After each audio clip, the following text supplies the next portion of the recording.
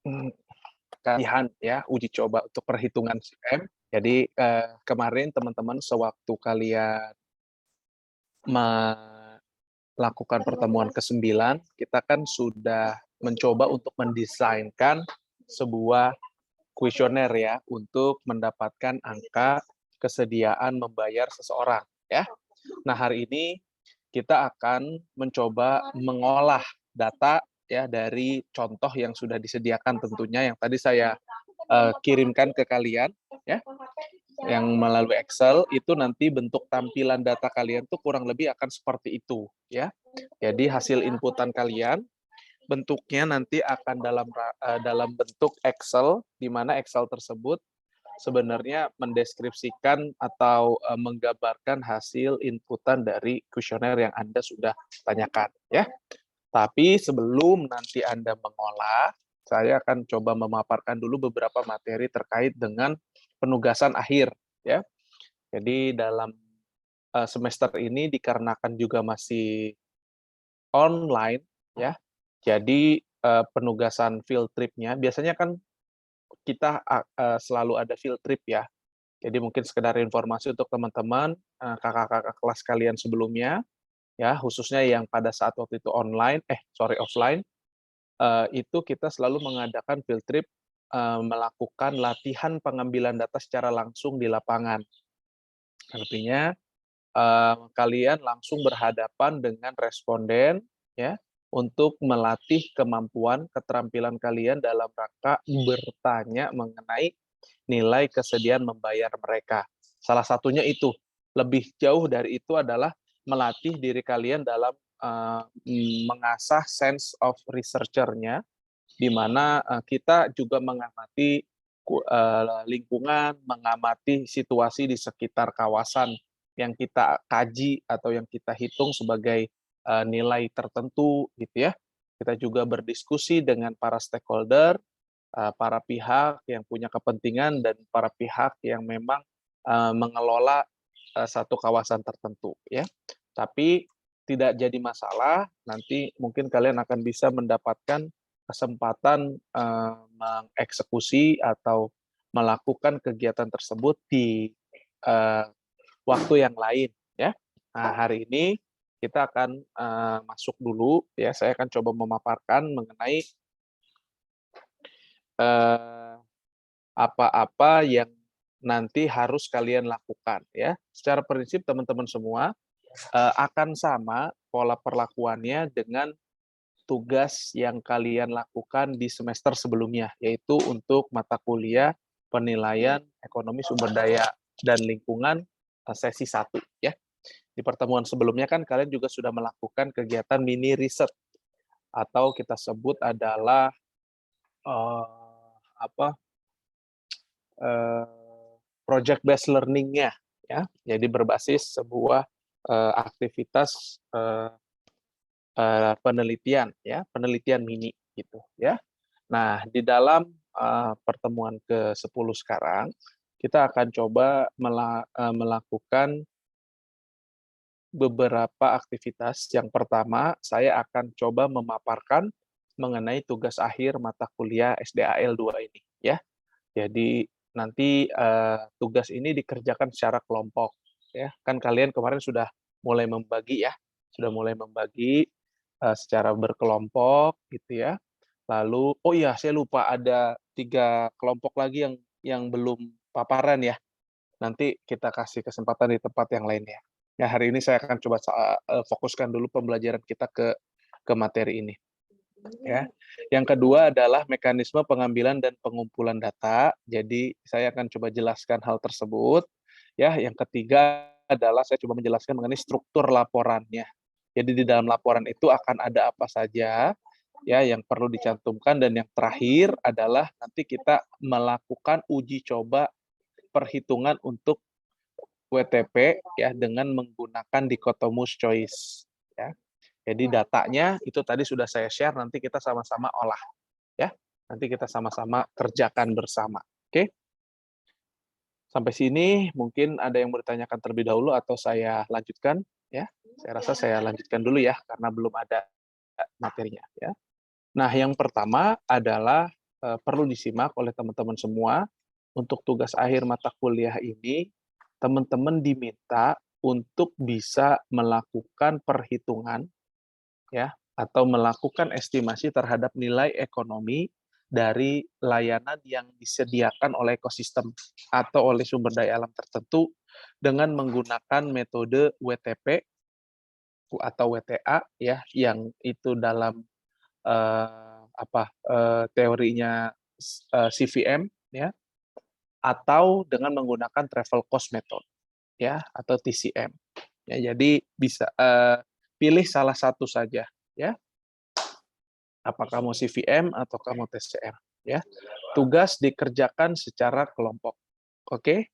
Lalu yang berikutnya teman-teman secara berkelompok tersebut sudah menentukan ekosistem yang akan dinilai. Kemarin secara alamiah gitu ya, secara musyawarah mufakat mungkin di kalian itu sudah ditentukan ekosistemnya ya. Ada yang di Bali ya, ada yang pantai Lovina kalau nggak salah. Ada juga danau ya, ada juga sungai, Citarum dan lain-lain. Ya, nah itu sudah cukup menurut saya bisa menggambarkan ekosistem yang berbeda-beda dari masing-masing kelompok ya. Dan nanti setelah itu kalian tentukan layanan ekosistem apa yang akan dinilai ya. Jadi kalau kayak Lovina kemarin teman-teman kan sudah coba mulai menghitung, oke, Lovina menyediakan tempat untuk lumba-lumba botol, mulut botol ya. Itu untuk tinggal atau berkembang biak ya, misalnya begitu ya. Itu layanan yang mau dinilai ya. Nah, lalu setelah kita tentukan aset layanannya, kita tentukan target populasinya. Siapa yang akan menjawab pertanyaan ini ya. Jadi kalau misalnya kita pengen tanya tentang nilai keberadaan lumba-lumba di Pantai Lovina, maka kita harus menanyakan kepada orang yang pernah melihat atau orang yang mengetahui, ya belum tentu pernah melihat, ya. Kalau keberadaan, karena mereka sudah pernah punya semacam historical atau pernah semacam punya knowledge tentang benda tersebut, gitu ya. Kalau kita mau tanya nilai warisan, maka kita tanya kepada orang yang memang punya connectivity atau punya heritage, punya semacam historical background ya dengan lumba-lumba tersebut. Misalnya suku Bajo misal ya, misalnya suku Bajo di Sulawesi ya, mereka punya keterkaitan yang sangat erat secara budaya dengan sebuah lumba-lumba misalnya ya. Itu bisa kita carikan atau kita tanyakan nilai warisan karena pasti secara prinsip dia mau meneruskan atau mau lumba-lumba itu tetap akan atau harus tetap ada untuk menjaga ritual-ritual, untuk menjaga aktivitas budaya, untuk menjaga nilai-nilai kebudayaan yang mereka selama ini jaga. Ya, kalau kayak misalnya di sebentar di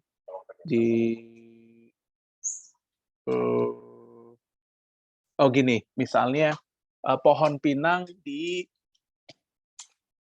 Sumatera Utara. Nah, misalnya ya, itu bukan hanya masalah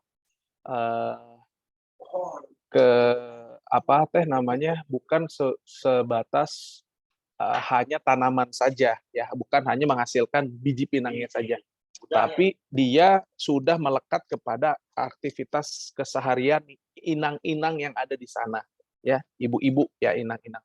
Mungkin Harold lebih paham nih ya di sini ya. Nah, jadi itu ketika kita ingin tanya berapa nilai keberadaan, nilai warisan dari yang diberikan oleh pohon pinang itu kepada masyarakat yang ada di Sumatera Utara, itu kita bisa tanya responden itu kepada inang-inang ya. Misalnya seperti itu. Jadi kita spesifik sekali menentukan target populasi dari rencana responden yang akan kita wawancara. Dan yang terakhir, setelah kita dapatkan datanya, berarti kalau sudah kita tahu target populasinya, kita kasih kuesioner kita ke sana, kita tanyakan. Nah, nanti setelah itu diolah dan dipresentasikan, ya. Jadi kita akan punya sesi untuk presentasi itu biasanya di minggu ke-13 dan 14, teman-teman semua, ya. Jadi masih ada kurun waktu 2 minggu lagi untuk mempersiapkan itu semua, ya. Sehingga nanti pada saat minggu ke-13 dan ke-14 kita akan mendengarkan dari semua kelompok, ya, mengenai hasil olahan data dari perhitungan nilai ekonomi layanan ekosistem tertentu, ya. Sampai sini sudah cukup paham belum untuk tugas akhirnya? Bisa pakai fitur, ini saja ya, fitur, emoticon, kalau memang, sudah cukup paham bisa kasih jempol atau bisa, tuliskan di kolom chat, ya. Kalau ada yang mau ditanyakan, saya persilahkan juga ya, bisa reset. Nah, lalu bagaimana tata cara kita mengambil datanya, ya? Pengambilan data itu dilakukan dengan menggunakan alat bantu berupa kuesioner, ya. Itu merupakan instrumen penelitian yang kita gunakan untuk mendapatkan data primer, ya. Di sana, di dalam kuesioner itu harus mencantumkan informasi atau pertanyaan mengenai, ya, berapa nilai ekonomi sumber daya alam yang ingin kita hitung, ya. Jadi kalau kita ingin tadi menghitung nilai keberadaan, maka kita pakai pasar hipotetis untuk nilai keberadaan, berarti pakai CVM.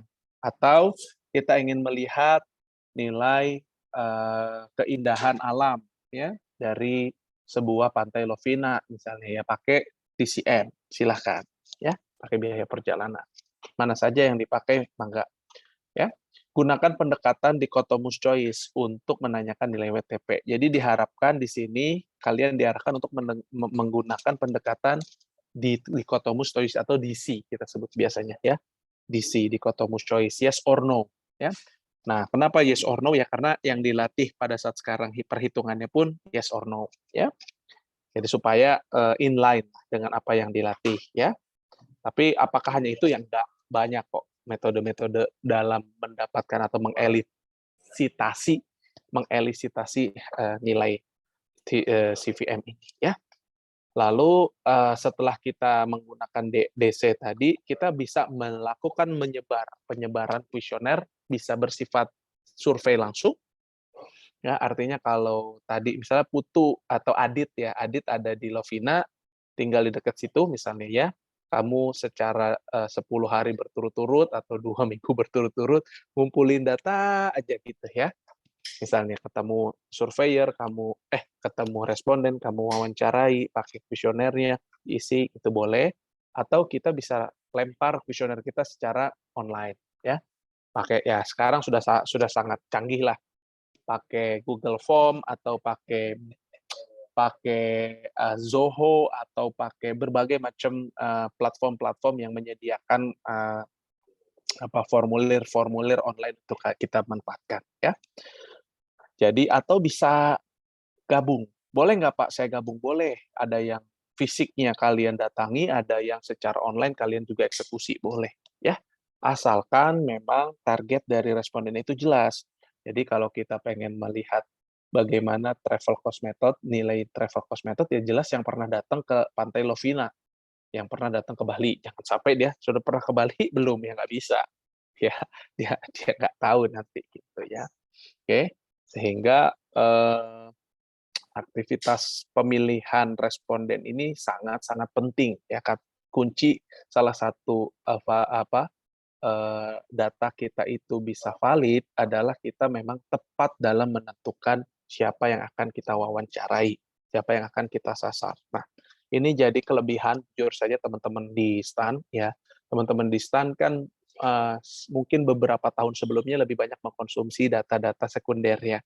Nah, sekarang setelah ya ada beberapa perubahan-perubahan, teman-teman di STAN bisa juga ya berkreasi dengan mencari data secara primer, gitu ya. Artinya data-data primer ini tentu tingkat biasnya juga cukup tinggi kalau kita tidak perhatikan proses atau tata cara pengambilannya, ya. Jadi ini salah satu bentuk pembaharuan dari STAN yang menurut saya sangat baik sekali dan bisa bisa menjadi sebuah pondasi yang baik untuk kalian nanti bekerja di bidangnya masing-masing, ya, atau di kementerian masing-masing. Nah, apa yang harus dilakukan pada saat awal sebelum kalian membuat ya kuesioner lengkap dan sekiranya nanti akan kita tanyakan, jelas kita balik ke masalah awal ya, bahwa yang ingin kita tanyakan adalah nilai, maka kita harus bangun pasar hipotesisnya. Nah, pada saat pasar hipotesisnya ada beberapa komponen. Oke. Nah, sekarang sudah mulai distrukturkan ya. Kalau kemarin kan kita tidak terstruktur ya, Adit ya, Hero. Kemarin kan kita ya udah bikin deh ada komponen deskripsi, ada metode pembayaran, ada besaran. Nah, kalau sekarang sudah distrukturkan dan ini yang kalian susun dalam sebuah cerita pasar hipotetik ya.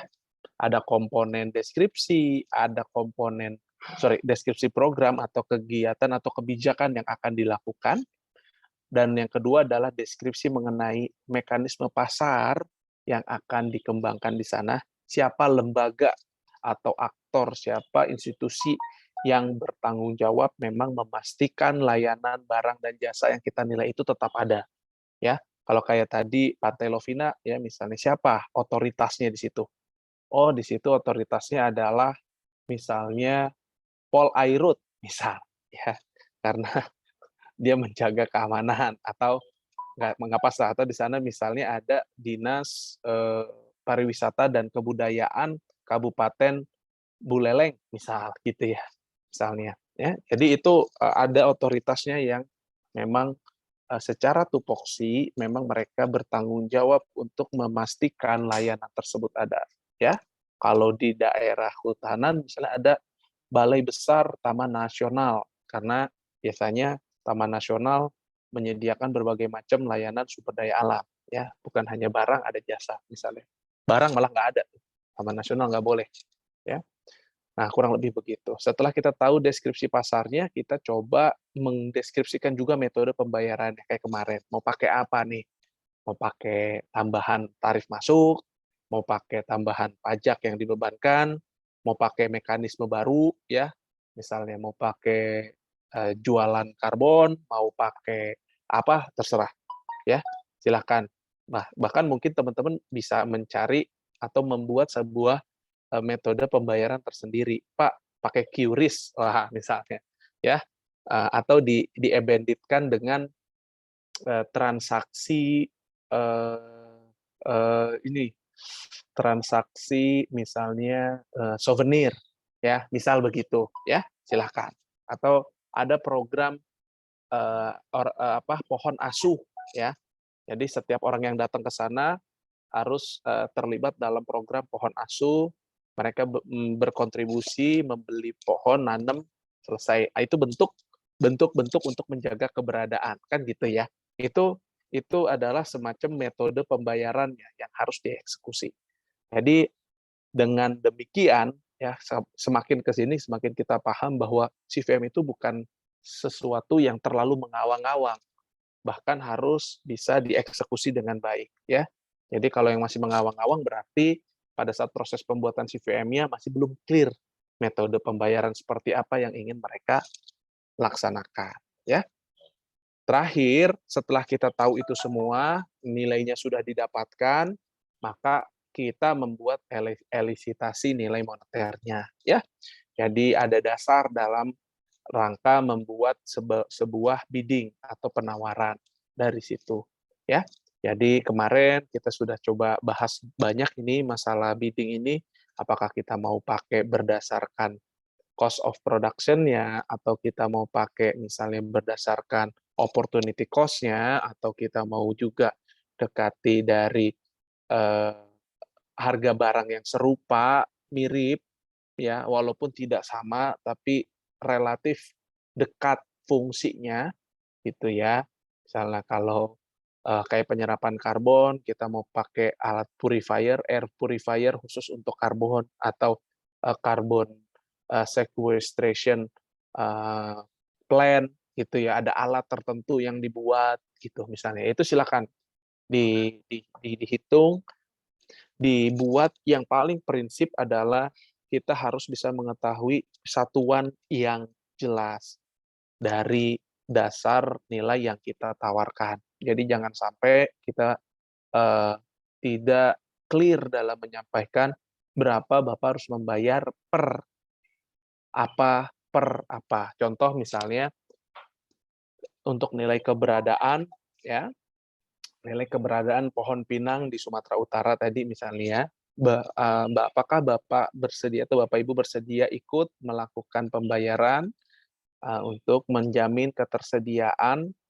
pohon pinang jenis tertentu di Sumatera Utara, ya, ada penawarannya Rp1.000 per orang per tahun per pohon, misal, ya, boleh. Atau Rp1.000 per orang per tahun saja. Retribusinya akan dibebankan melalui pajak PBB, misal, ditambahkan, atau pajak kendaraan bermotor, kalau mereka punya kendaraan bermotor, misalnya, ya, di-include-kan ke sana. Ya, jadi ada eksekusi-eksekusi yang uh, uh, possible untuk kita lakukan, oke? Ya, dan dari situ baru kalau kita sudah dapat, ya kita olah datanya. Setelah kita olah baru kita narasikan, ya. Nah, apa-apa saja yang ada di dalam sebuah laporan? Yang di dalam sebuah laporan yang pertama jelas adalah cover laporannya, ya. Cover laporannya disampaikan judul, ya, lalu nama anggota, seluruh nama anggota, ya. Jadi saya sering sekali nih terkadang tidak menemukan satu orang atau dua orang, ya. Jadi ketika saya rekap namanya, loh, namanya misal nama Putu kok nggak ada di kelompok 1, nggak ada, sampai kelompok 7 dia nggak ada. Ternyata temannya lupa, tidak mencantumkan Adit ya di dalam grup. Nah, ini bisa berbahaya. Nanti tolong saling mengingatkan, ya. Jadi di cover itu judul, ada nama anggota kelompok, ketua boleh, atau semuanya anggota juga nggak jadi masalah, ya.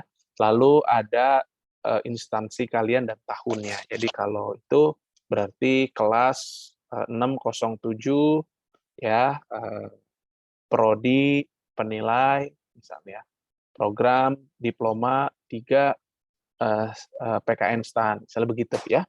Rigid disampaikan. Pendahuluan kontennya ada latar belakang dan tujuan, ya. Jadi latar belakangnya kenapa harus dilakukan penilaian terhadap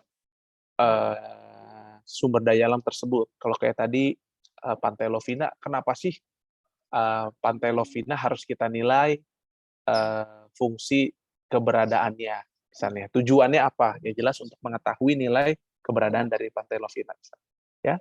Lalu metodenya, lokasinya di mana, kapan kalian akan ambil datanya, selama berapa lama kalian akan ngambil, ya. Itu lokasi penelitian dan waktu penelitian. Dan selalu di metode analisis data, ya jelas disampaikan bagaimana Anda mengerjakan analisisnya. Berarti kalau Anda menggunakan CVM, apa tahapan-tahapan pengerjaan CVM, ya. Jadi bukan di situ deskripsi CVM adalah bla bla bla bla bla bla, nggak perlu panjang-panjang, ya. CVM adalah metode untuk mendapatkan nilai berdasarkan non pasar.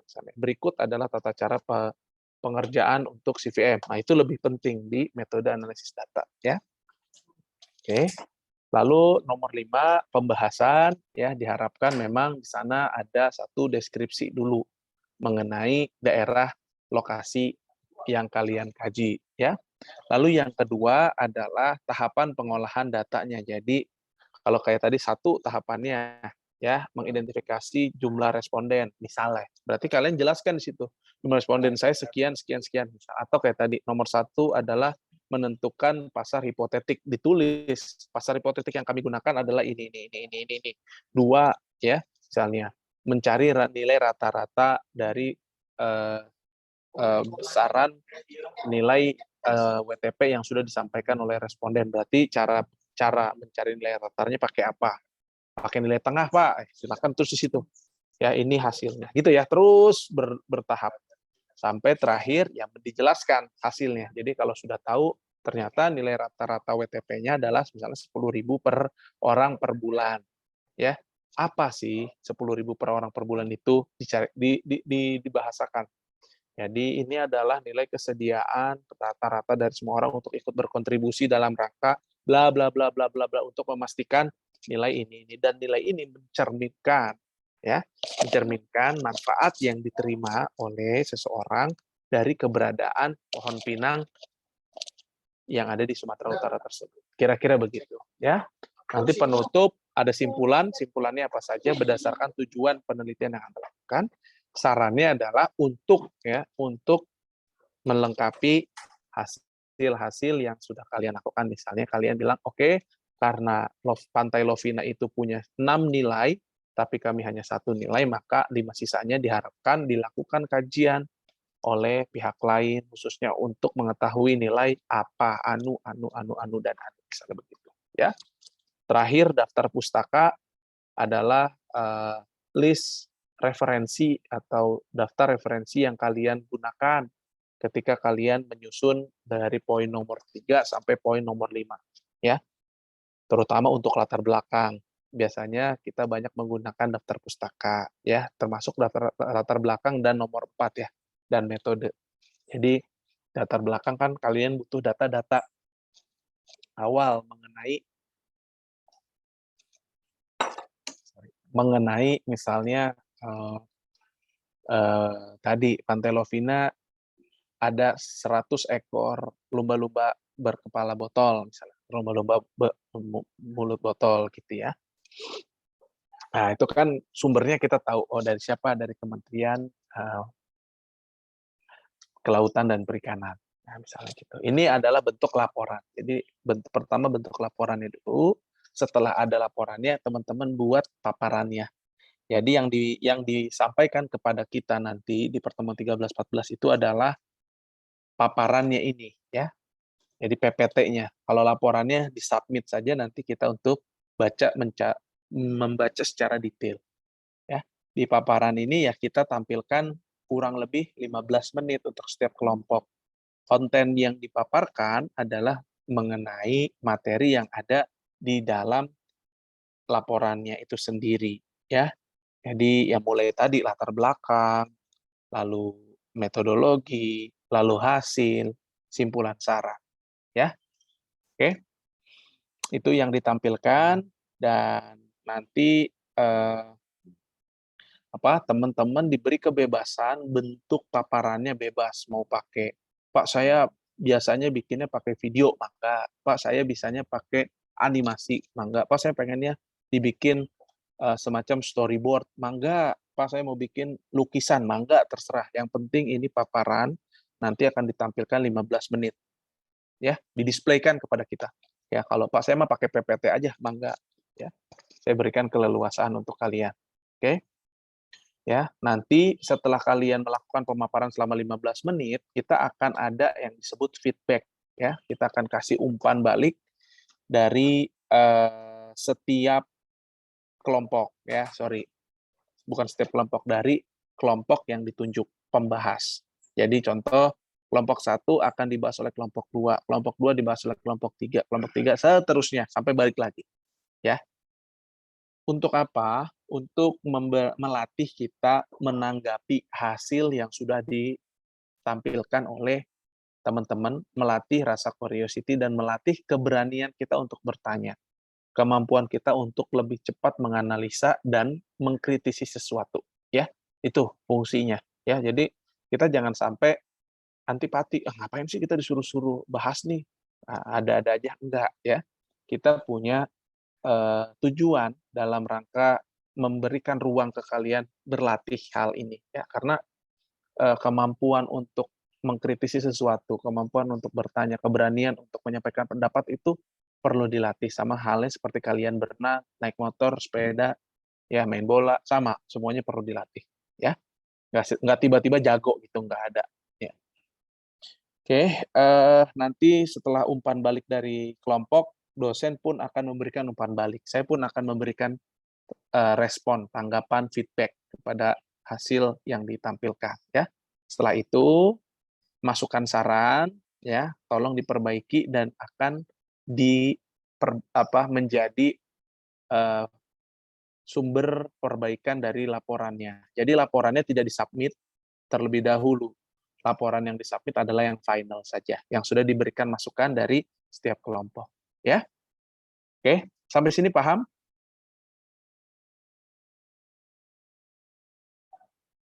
Paham. Oke, sip, thank you. Ya, saya rasa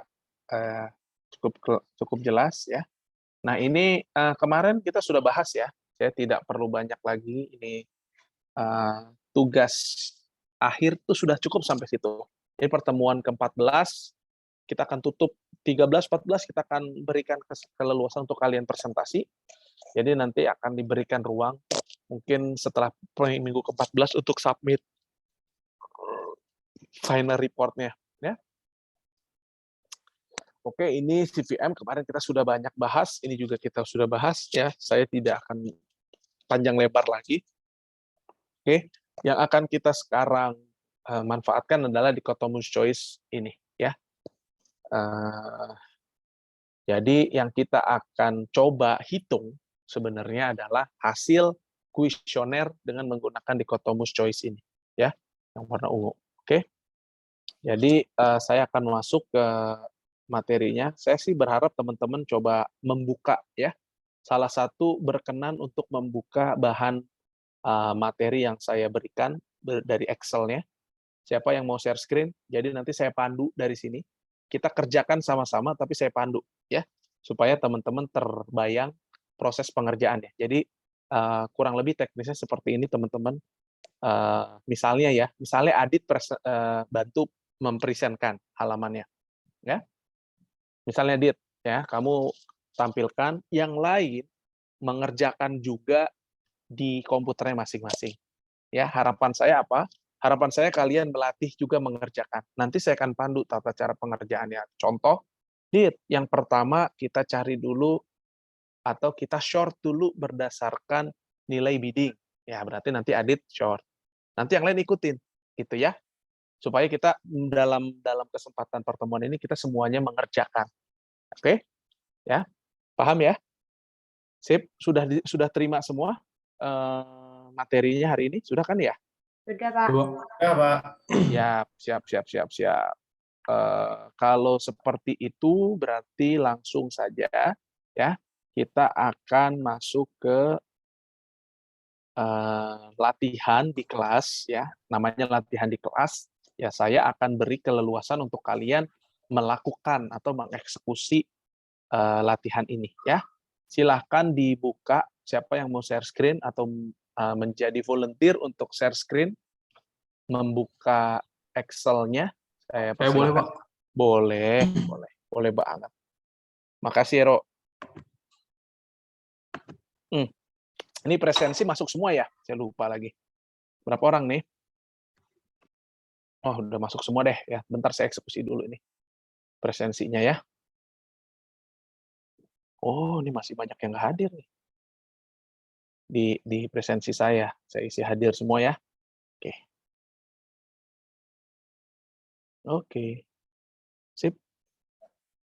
Udah ya, Hero. Nah, ini teman-teman semua ya. Ini adalah tahapan pengerjaan.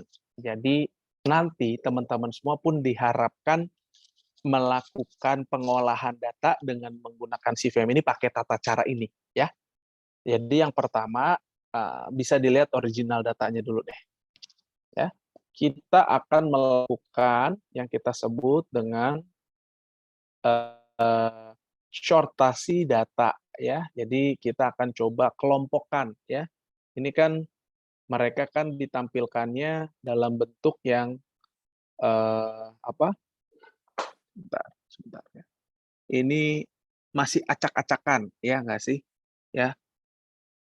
Ada yang kalau yang Adit sudah dirapihin ya. Nah, ini kan kalau contohnya kan masih ada yang 3.000, 5.000 di mana dan lain sebagainya.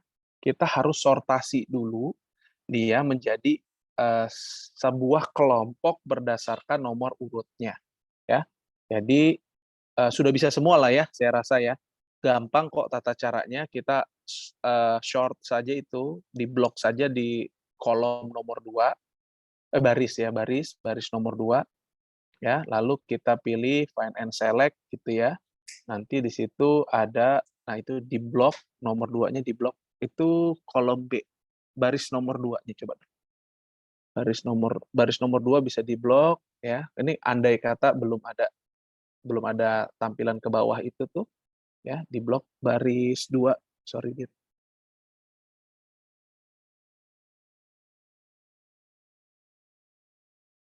Di blok sampai bawah, Pak. Baris itu kolom, baris 2 Dit. Baris 2 yang nah, itu ya, itu di blok, sip. Itu di klik find and select ya. Bisa nanti di situ ada short and filter atau short and filter sebelahnya boleh diklik ya.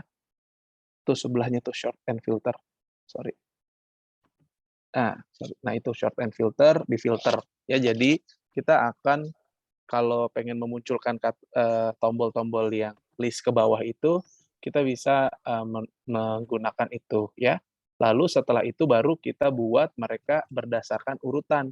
Jadi bisa diklik di bit ya, diklik di tulisan bit itu nanti kita pilih klik kanan juga bisa apa? Short by sorry kok diklik kanan sih. Diklik itu nanti ada short by ini ya, largest to small atau small to largest ya, A to Z atau Z to A. Kita A to Z aja ya, yang atas. Nah, ketika kita pilih A to Z, maka akan tersortasi sendiri siapa-siapa aja yang ada di kelompoknya ya. Nah, itu misalnya 3.000 ya. Harusnya kan kalau kita mau melihat dari respon awal itu kan urutannya nggak begini ya. Kita urutannya coba yang sebelah Dit, yang respondennya diklik. Yang kolom A, nah itu diklik berdasarkan A to Z. A to Z-nya atas. Nah, harusnya kan begini urutan awalnya. Ya, datanya kan begini ya, acak-acakan. Ya, ada yang 3.000 dulu, 5.000 dulu. Ya, sebenarnya tata cara bacanya ini adalah responden pertama ditawari nilai bidding 3.000, ya, cara bacanya nih, dia bersedia atau tidak. Karena dia 0 berarti dia tidak bersedia. Ya, gitu ya. Responden pertama ditawarin bidding 3.000, dia nilainya 0 itu kode untuk tidak bersedia ya, dan income itu adalah karakteristik respondennya. Kan kemarin kita waktu bikin kuesioner kan ada tuh ya, karakteristik sosial ekonomi responden. Nah, ini kita masukkan satu variabel saja yaitu income ya. Jadi ternyata responden nomor 1 dengan income 64.000 diberikan penawaran bidding sebesar Rp3.000, dia tidak berkenan.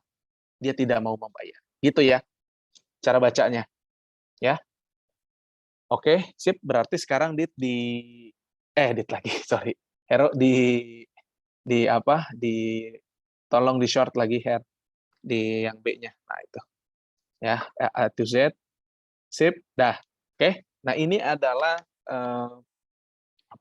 langkah yang pertama yang kita buat. Lalu kita perlu melakukan perhitungan berapa sih yang mau membayar untuk masing-masing kelas, ya. Jadi lihat contoh di kelas, lihat di sheet yang contoh di kelasnya. Nah, lihat di atas. Atasnya lagi ada nggak? Oh, sorry. Nah, kiri. Nah, sip, ya. Nah, itu sudah dibentukkan sebuah tabel bahwa di situ kita perlu mengisi relative frequency of acceptance and refusal. Jadi berapa orang-orang di kolom H8. Ya. Nah, di kolom H8 itu kita perlu mengisi bidding kita itu berapa. Bidding kita itu ada berapa aja? Ada 3.000, berarti diketik 3.000. Ya. Ada berapa lagi? 5.000. Ya, ada berapa lagi? 10.000, ada berapa lagi? Terakhir 15 ya. Oke. Nah, nih ya. Satu sat- satu kelas kelompok itu berapa orang?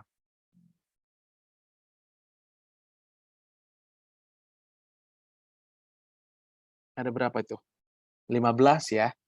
Jadi kemarin ingat waktu kuliah yang minggu lalu saya bilang ketika kita membicarakan dikotomus choice, maka proporsi dari setiap kelasnya itu harus sama jumlahnya. Ya. Kalau yang 3.000 ada 15, maka yang 5.000 juga ada 15. Coba kita cek. Apakah sama? Silakan. Coba di blok aja. Yang 5.000, yang 5.000 di blok. Khusus yang 5.000. Nah, itu kan 3.000 udah 15 tadi kelihatan. Nah, yang 5.000 di blok juga sampai dah 15 juga, ya. Itu ada di pojok kanan bawah keterangannya. Count 15, berarti dia ada 15 orang, ya. Berarti ya ini sama. Ya, jadi kita akan bisa mendapatkan relatif frekuensi dari satu kelompok yang proporsinya sama semua, 15 ya. Oke? Jadi nggak ada yang oh yang ini karena lebih banyak, ini lebih sedikit, enggak. Ini semua yang harus sama. Nah, maka itu sebabnya nanti ketika kalian juga melakukan wawancara atau kalian membagi responden kalian menjadi beberapa kelas, itu kalau pakai dichotomous choice harus sama porsinya. Kalau kalian ada 4 kelas, ya berarti semuanya harus sama jumlahnya. Kalau yang A ada 10 orang, yang B juga harus 10 orang, yang C harus 10 orang, yang D harus 10 orang. Gitu ya. Paham ya? Sampai sini paham dulu nggak? Fauziah Pak. kayaknya agak bingung Pak, nih. tapi di sini Pak, Ya, yang diisi bukan 15 ya Pak. Di sini accept dan reject-nya ya Pak. betul, Misalnya, belum, betul, oh belum. betul. Baik Ya, Pak. maka dari situ setelah kita tahu, sekarang kita baru cek yang accept-nya itu berapa orang, yang maunya itu berapa orang. Kita tinggal cek, ya. Accept-nya itu untuk yang 3.000 ada berapa? Ada berapa coba? Itu tinggal di blok aja cara kerja gampangnya. Di blok dari atas. Sorry, nah itu Hero. Sampai ke atas. Itu ada berapa? Ada 11 toh. Jadi 11 per 15. Saya bisa tahu angka 11 dari mana? Zoom-nya. Dari angka sumnya, betul. Ya, jadi tinggal diketik aja di situ sama dengan 11 per 15. Ya kan? Ya. Itu frekuensi relatifnya sama dengan 11 per 15 atau setara dengan berapa persen tuh? Silakan diketik aja tuh 11 per 15. Ya, di H9. Nah, berarti reject-nya 1 minus accept kan? Ya, udah, itu dia. Ya, sama. Silakan kerjakan untuk yang 5.000, 10.000 dan 15.000. Ya. Berapa tuh?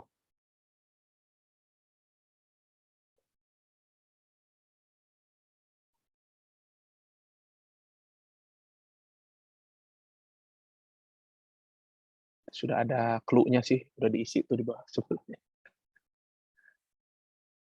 Yang dikasih warna kuning, merah. Nah, itu tinggal di-copy aja rumusnya. Vero ke sebelah.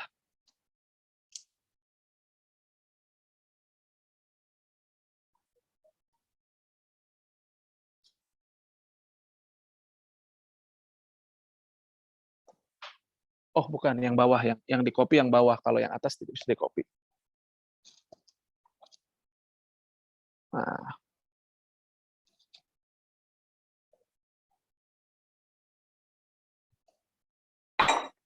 Oke. Kalau sudah, ya.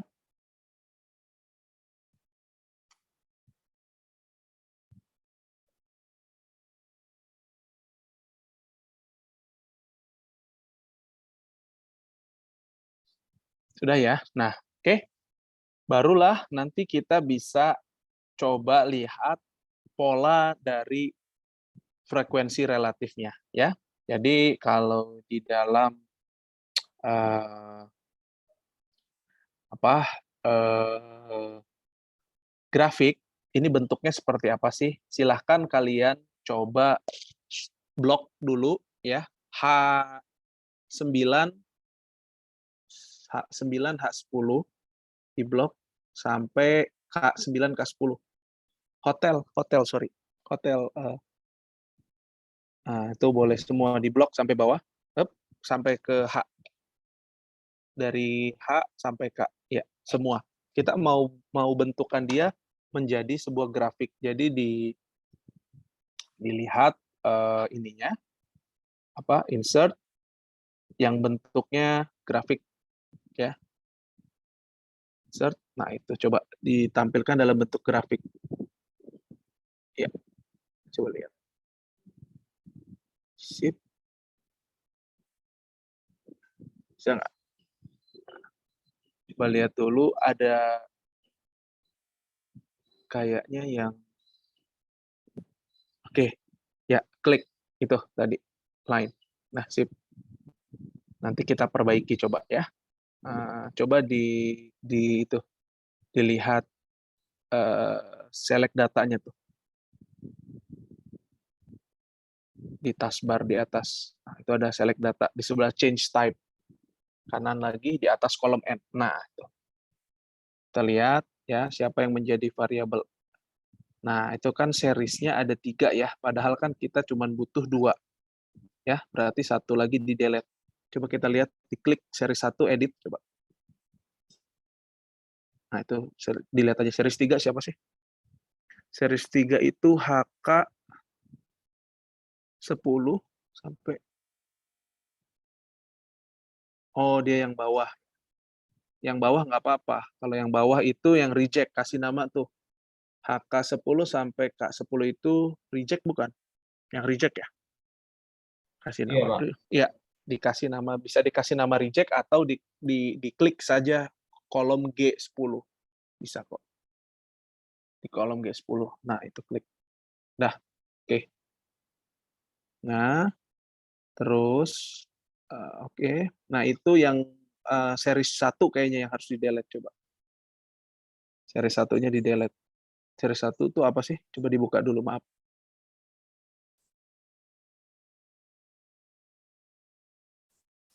HK8 ya. Oke, HK8 di-delete. Di-delete itu remove, di-remove aja. Pakai remove ya. Oke. Nah, terus di series 2 kita kasih nama accept. Nah, itu diklik accept, oke. Lalu edit itu horizontal aksisnya diganti horizontal yang sebelah kanan. Sorry, itu oke. Nah, horizontalnya itu diganti menjadi ya klik menjadi H8. Nah, itu yang 3.000, 5.000, 10.000 itu yang H8. Nah, sampai K8. Dah, oke. Sip. Oke, oke. Sip. Nah, dah. Ini, nah ditaruh di atas ya. Sip ya. Nah, ini adalah menggambarkan pola ya. Pola dari responden yang kita miliki terhadap penawaran yang kita usulkan. Ya, jadi bisa terlihat bahwa yang warna hijau itu reject, yang warna merah itu accept. Ketika harganya semakin rendah, ya, tingkat acceptance-nya, tingkat mereka mau membayar itu semakin tinggi. Ya, kita bisa lihat ketika dihargai 3.000, yang reject-nya itu kecil angkanya, cuma 0, berapa tuh? Ya, 0,27 ya. Ya, tapi semakin harganya semakin mahal atau semakin besar dia dikasih penawaran, maka rejected-nya itu semakin tinggi. Nah, ini adalah fenomena dari responden yang kita punya, ya. Jadi itu untuk menggambarkan nanti bagaimana sih pola dari respon kita, udah sesuai belum nih dengan teori ekonominya, itu kira-kira. Kalau tidak, maka kita harus cari argumentasi kenapa sih misalnya ya, orang semakin mahal, malah dia semakin jadi berbanding terbalik gitu logikanya. Misal ya. Atau tidak berpola seperti ini. Itu boleh juga. Ya, bisa saja kok. Nanti kalian akan menemukan fenomena itu ketika kalian mengambil data secara primer ya. Kadang-kadang nggak semua data itu bisa diolah gitu ya. Nanti dipilih mana data-data yang bagus, yang memang sesuai sehingga kita menampilkan data yang relevan. Oke. Nah, setelah itu, setelah kita sudah selesai membentuk sebuah grafik ini, maka kita harus ke yang istilahnya adalah kita masuk ke menghitung nilai asumsi untuk nilai tengah yang kita punya, ya. Di situ kita sudah tahu bahwa ada frekuensi dari masing-masing kelas, ya. Jadi kita masuk ke kolom I19, ya. Oke. Nah, I19 itu adalah kita ketik dulu, ini adalah kelas untuk penawaran 0 sampai 3.000, ya kan? Berarti O 0 kurang dari WTP kurang dari 3.000, ya kan? Ya, kan itu kelas pertama tuh. Startnya adalah 3.000. 0, nggak usah pakai sama dengan. Ini hanya untuk ini saja. Hanya untuk informasi. Frekuensi kelas WTP-nya 0 kurang dari WTP, 0 kurang dari pakai itu WTP kurang dari 3.000. Ya, sip. Nah, selanjutnya kelas berikutnya adalah 3.000 sampai 5.000. Ya, 3.000 kurang dari WTP kurang dari 5.000. Kelas berikutnya 5.000, 10.000, berikutnya lagi 10.000 sampai 15.000, ya.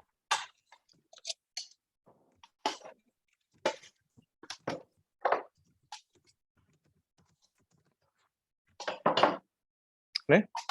Asumsi nilai tengahnya, asumsi of class mediannya adalah berarti 0 sama dengan, nah itu baru di situ bisa pakai rumus sama dengan 0, ya, sama dengan 0 ditambah 3.000 dibagi 2.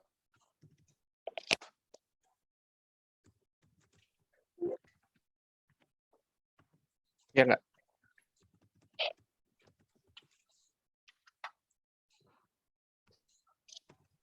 Oke, nah itu juga sama.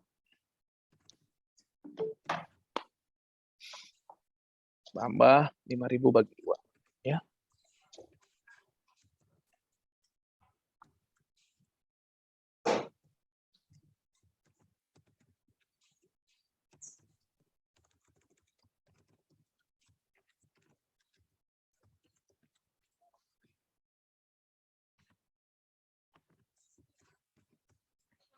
Nah, sip. Untuk apa kita tahu kelas median ini? Kita akan melakukan pendekatan menghitung nilai rata-rata min WTP non parametrik, ya. Jadi nggak pakai parameter karakteristik income tadi. Kita akan mengisi kolom nomor H28. Ya. Nah, itu mediannya dimulai dari 0, ya.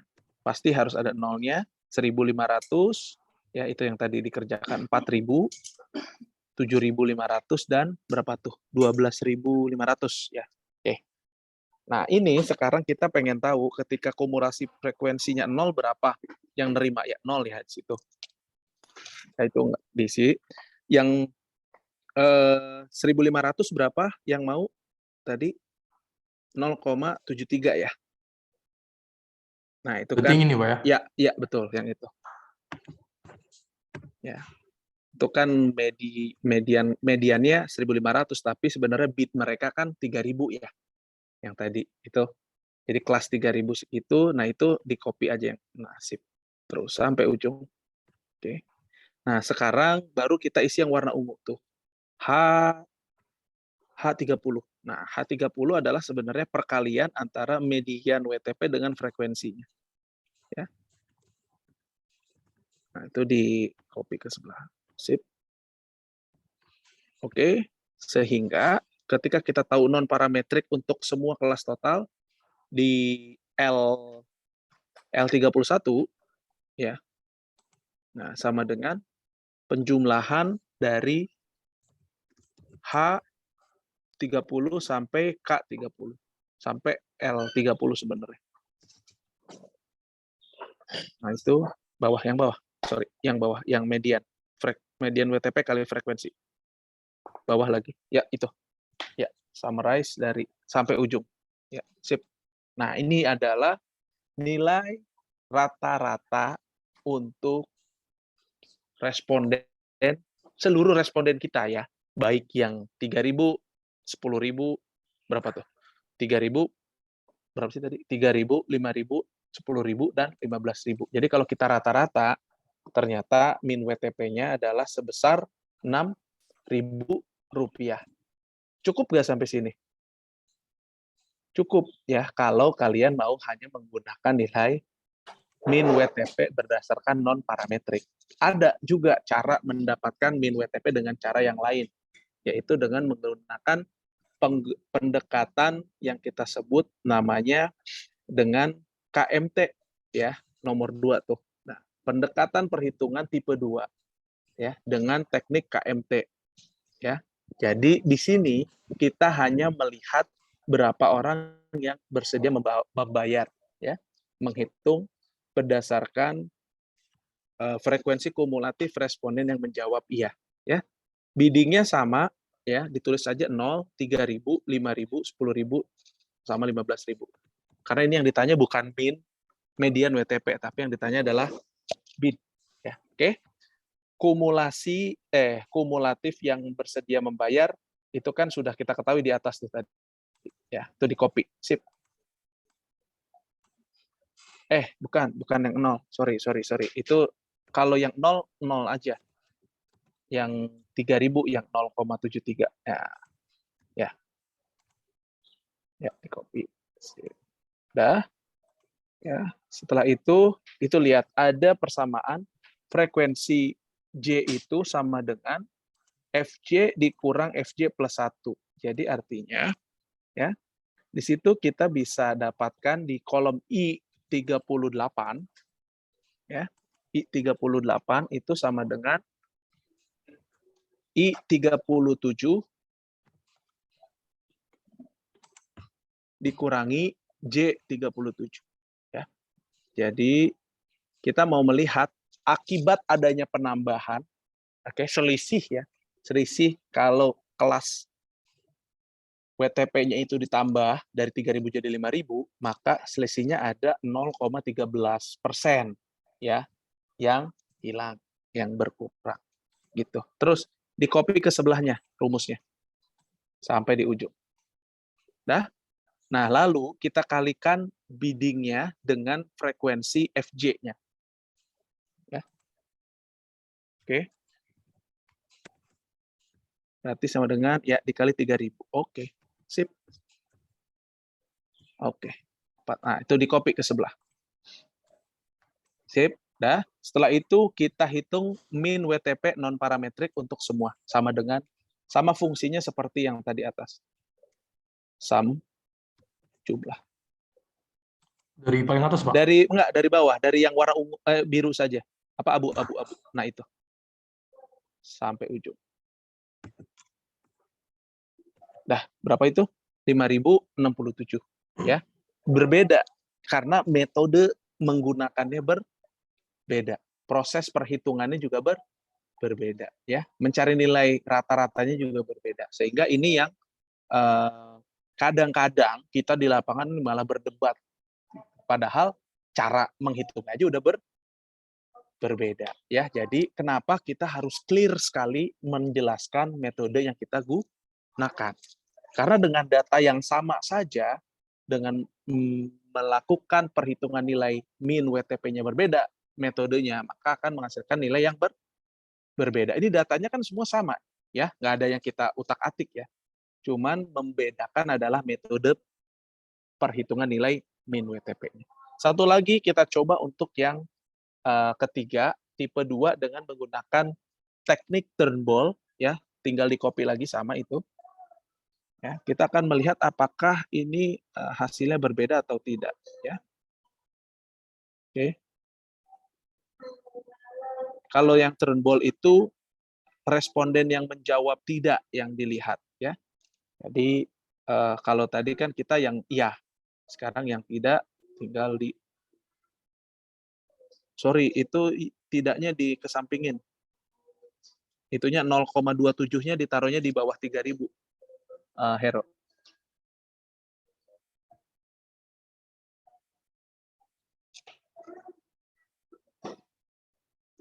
Saya lagi azan nih. Saya minta waktu 5 menit sebentar ya. Break dulu ya. Baik, Bapak.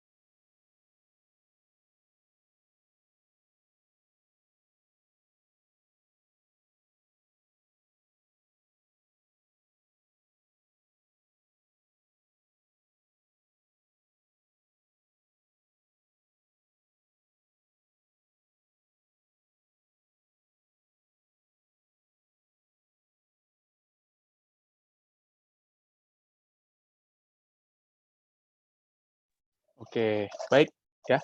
Sudah cukup ya. Kita lanjutkan ya. Jadi kita sudah sampai Hero sudah kembali belum? Oke, Hero. Sip. Eh, sekarang dilanjutkan dulu ya mengenai sekarang berbeda ya kalau tadi kan kita mencari tahu berapa selisih dari yang mau ketika kelasnya berbeda. Sekarang kita juga mencari selisih dari yang tidak ya kepada yang eh, ketika kelasnya itu bertambah. Jadi berapa orang sih yang berapa orang peningkatan yang tidak mau membayar akibat harganya itu ditingkatkan ya. Nah, itu berarti sama dengan rumusnya sama dengan J 47 nah, 47 itu 40 berapa sih? 6 kah? Nah, itu dikurangi sebelumnya. Ya, dikurangi I. Nah, itu dia ya. Di copy ke sana rumusnya. Sip. Oke. Ya. Nah, itu yang terakhir itu kan 0 ya harusnya. Karena nggak ada lagi ya. Nggak ada peningkatan lagi dong. Ujungnya kan sudah sampai di harga yang paling itu ya, paling top. Jadi dia nggak bisa dihitung. Nah, ini kita kalikan sama bit kali frekuensi Fc ya. Sip. Oke. Nah, coba dihitung summarize-nya berapa untuk min WTP.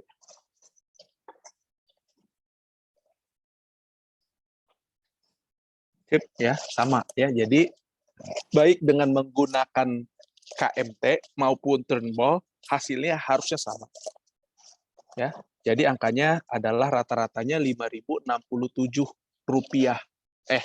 Nggak tahu saya nih, satuannya dolar kayaknya nih. Ya, 5.067 satuan rupiah per satuan tertentu ya. Nah, itu adalah nilai yang dihasilkan oleh rata-rata respondennya. Ya, jadi kalau kita ditanya berapa sih nilai rata-rata WTP-nya, ya dijawab adalah Rp5.067 per responden per tahun, misal ya, tergantung dari nanti pola pertanyaan.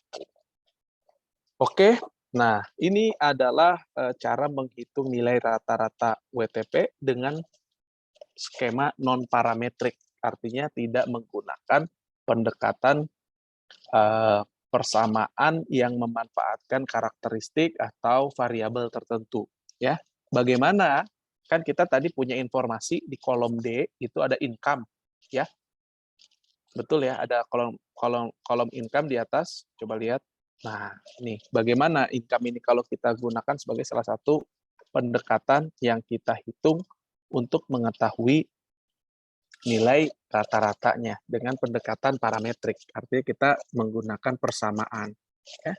Nah, di situ kita coba lakukan persamaan dengan menggunakan regresi sederhana.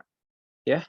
Jadi teman-teman diminta melakukan perhitungan regresi untuk ya data yang kita miliki. Oke, di mana variabel Y-nya itu adalah nilai bidding. Jadi masuk ke data ya, data analisis di sebelah kanan.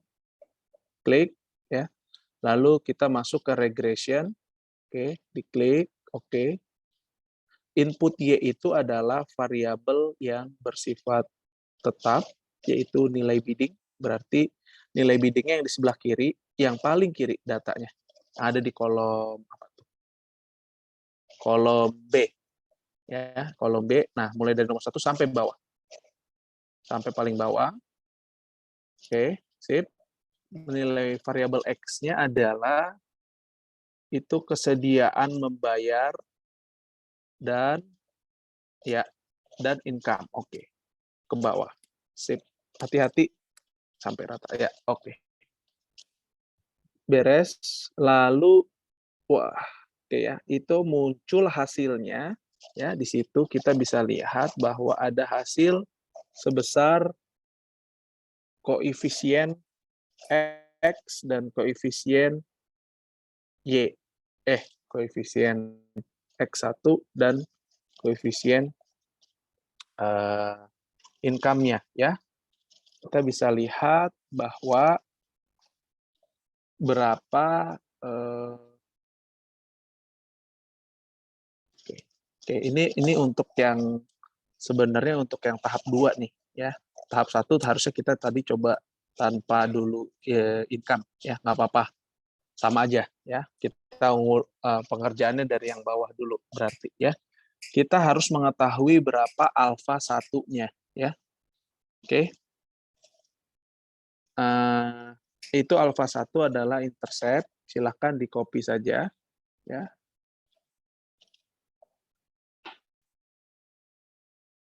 Oke, dipindahkan ke alfa 1 yang bawah tuh. Ya itu. Nah, jadi paste. Lalu oke, alfa 2-nya adalah koefisien yang untuk nomor 2 yaitu variabel X1.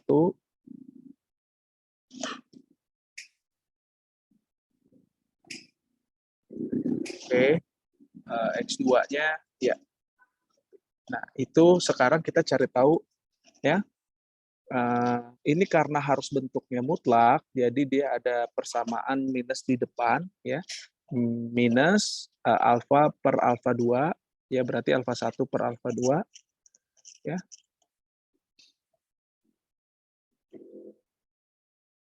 Oke, itu minus alfa 3 per alfa 2 dikali rata-rata income. Ya. kali rata-rata income.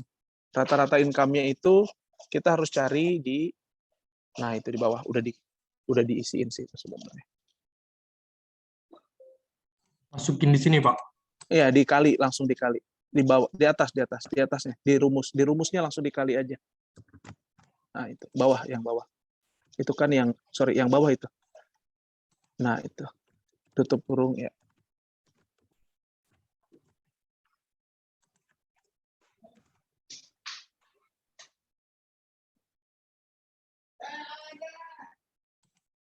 Oke, sorry.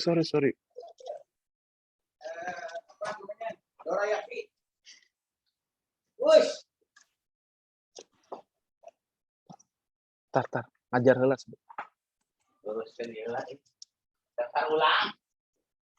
Bentar ya, nih maklum nih, udah mulai banyak peserta. Oke, ya.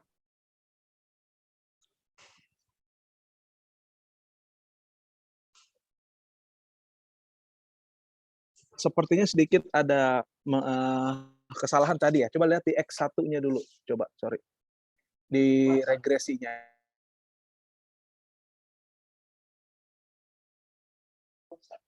Ya. Oke, coba masuk ke regresi dulu, data analisis. Coba lihat di data analisisnya dulu, coba. Sorry. Ini kan yang menjadi variabel Y-nya itu adalah oke. Harusnya dia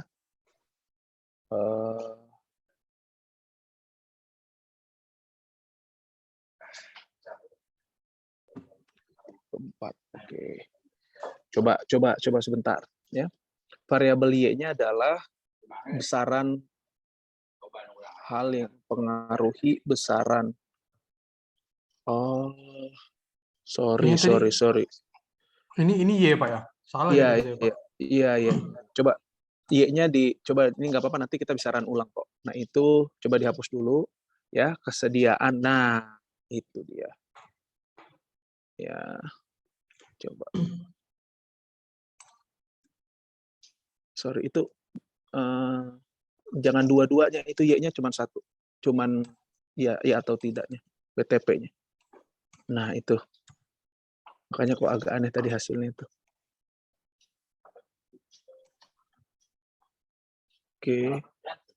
X1-nya itu bit-nya aja dulu. Nah, jadi kita mau tahu ya dia mau bayar atau enggak. Oke, coba bisa enggak? Oke. Nah, itu kita hanya punya satu variabel. Nah, ini yang digunakan di metode yang pertama, ya. Ya, sebenarnya sih ini nggak cocok kalau pakai regresi berganda karena variabel atasnya itu X1-nya itu adalah Y-nya itu adalah yes or no. Jadi harusnya dia pakai logistik. Tapi kalau coba boleh di stop share dulu sebentar. Nah, ya saya akan coba ini karena dia bentuknya logistik ya, maka saya harus coba merunningnya dengan program yang lain. Kalian punya SPSS nggak di situ? Atau Minitab ada nggak? Ada nggak teman-teman? Nggak ada, Pak. Hah? Nggak ada? Pak. Nggak ada ya? Sebentar aku coba cek di SPSS dulu ya. Sebentar. SPSS lagi. Ya, jadi nanti aku kasih datanya aja ya, hasil olahannya. Jadi nanti bisa pakai SPSS. Itulah dapat PB langsung kayak gitu saya dapat. Nah.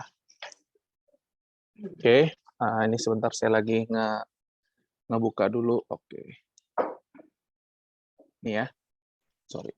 That's all. Nah, jadi karena sorry ya, saya coba share screen dulu supaya teman-teman bisa ini. Yes. Oke. Ini saya share screen. Nih ya, SPSS.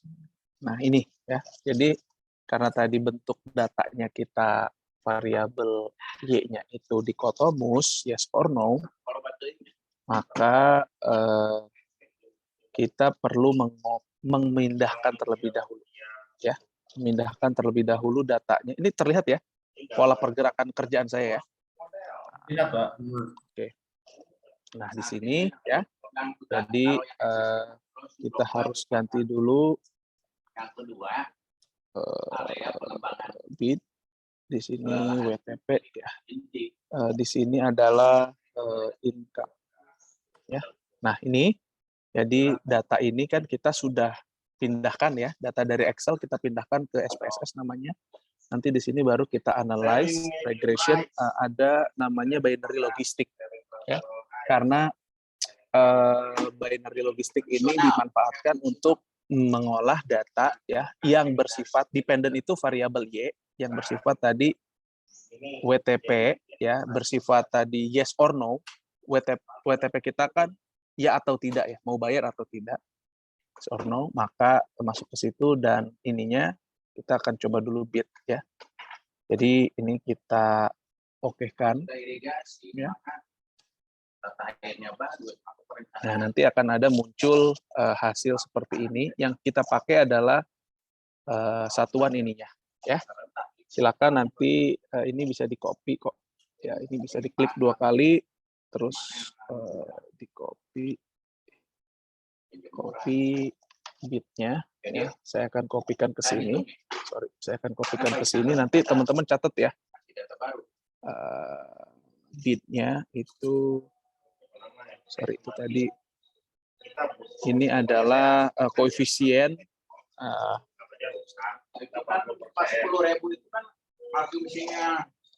dari bit ya, koefisien bit itu ya, terus ini adalah untuk konstanta. Sebentar ya, saya beralih dulu sebentar teman-teman, karena sudah mulai agak hektik. Sebentar.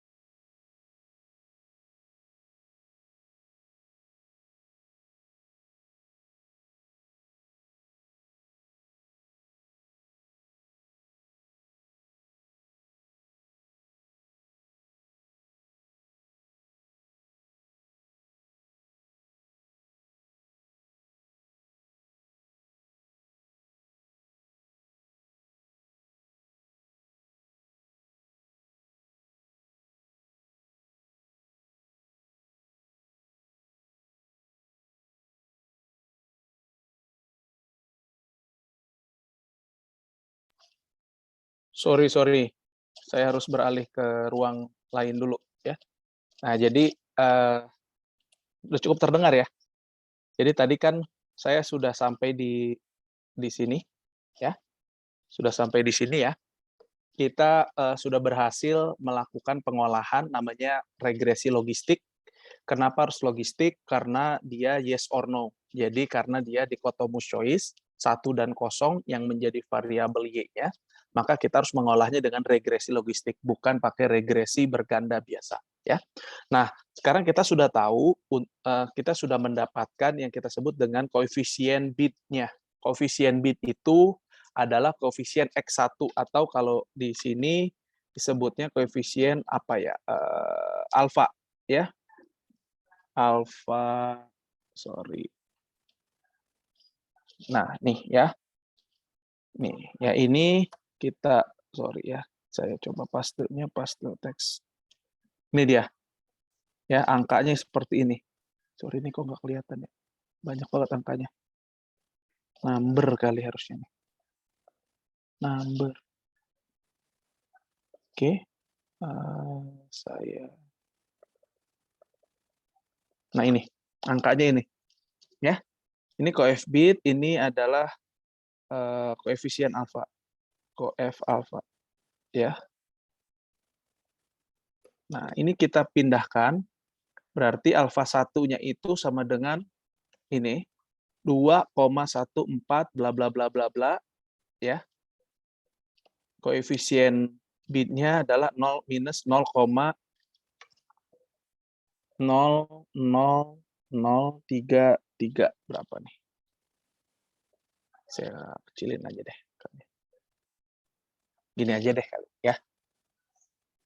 Nah, min WTP-nya ya adalah apa persamaannya di situ? Sama dengan minus ya. Sorry, terbalik.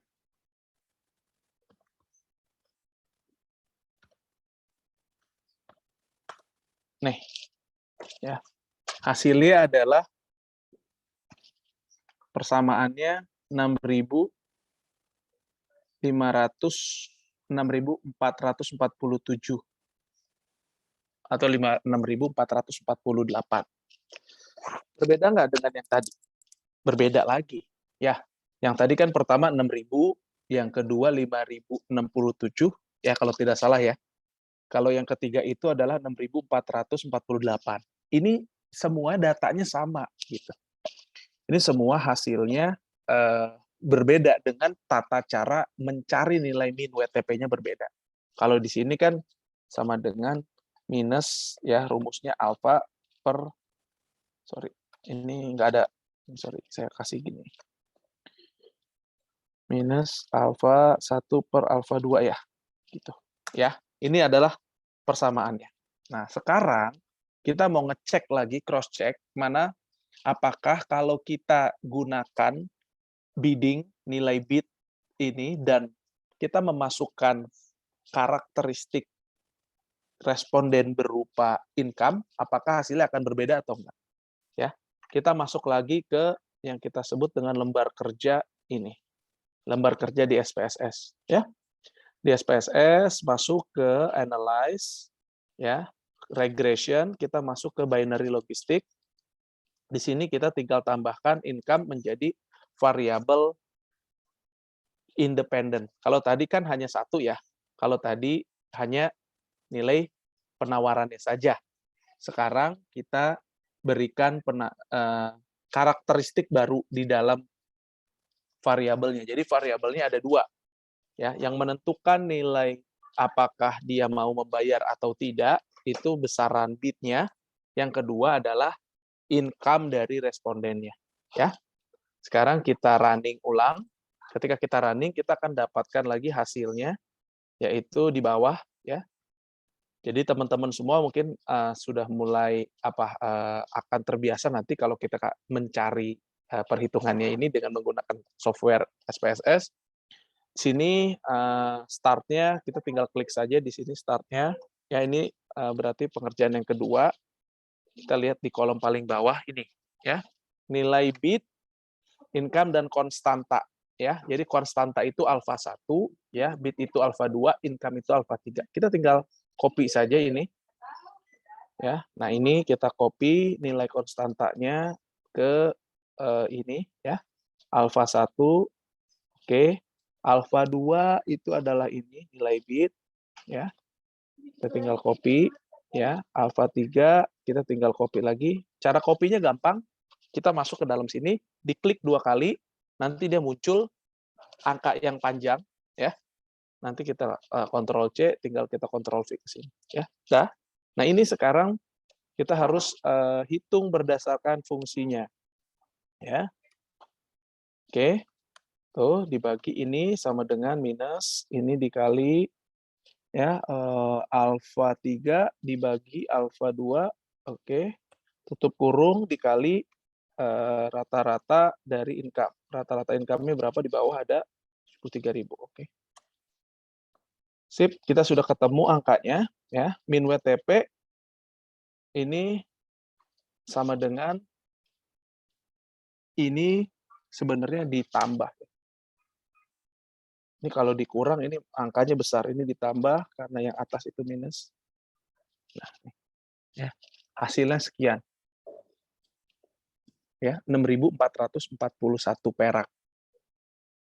Ya.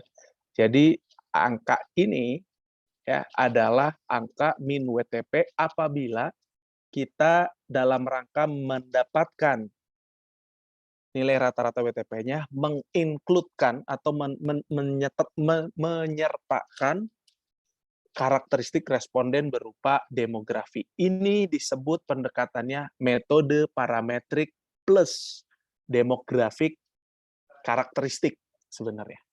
Demografik karakteristik itu bisa macam-macam ya, teman-teman. Bisa pendapatan, bisa tingkat pendidikan, bisa jarak rumah gitu ya, bisa jumlah tanggungan keluarga, dan lain-lain yang sekiranya berpengaruh terhadap besaran WTP. Nah, ini dua pendekatan yang terakhir yang kita lakukan, itu kita sebut dengan pendekatan ekonometrik. Ya, menggabungkan fungsi menggunakan fungsi statistika dengan ekonomi. Jadi, ketemulah istilah ekonometrika. Kira-kira itu. Nah, mana Pak yang harus saya pakai dari 4 nilai ini? 4-4-nya sah kalian gunakan. Tinggal kalian tentukan kalian mau pakai yang mana. Dan yang paling clear adalah kalian yang pasti harus kalian sampaikan adalah kalian menggunakan metode yang mana. Jadi nggak bisa cuman bilang, Pak, saya pakai WTP, hasilnya 6.448. Nggak cukup.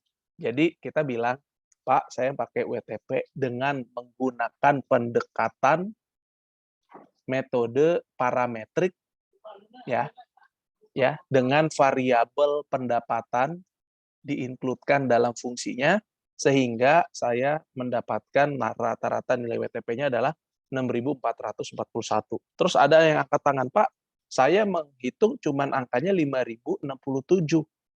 Wah, salah kamu. So, kita nggak boleh ngejudge gitu dulu. Kita harus tanya, kamu pakai metodenya apa?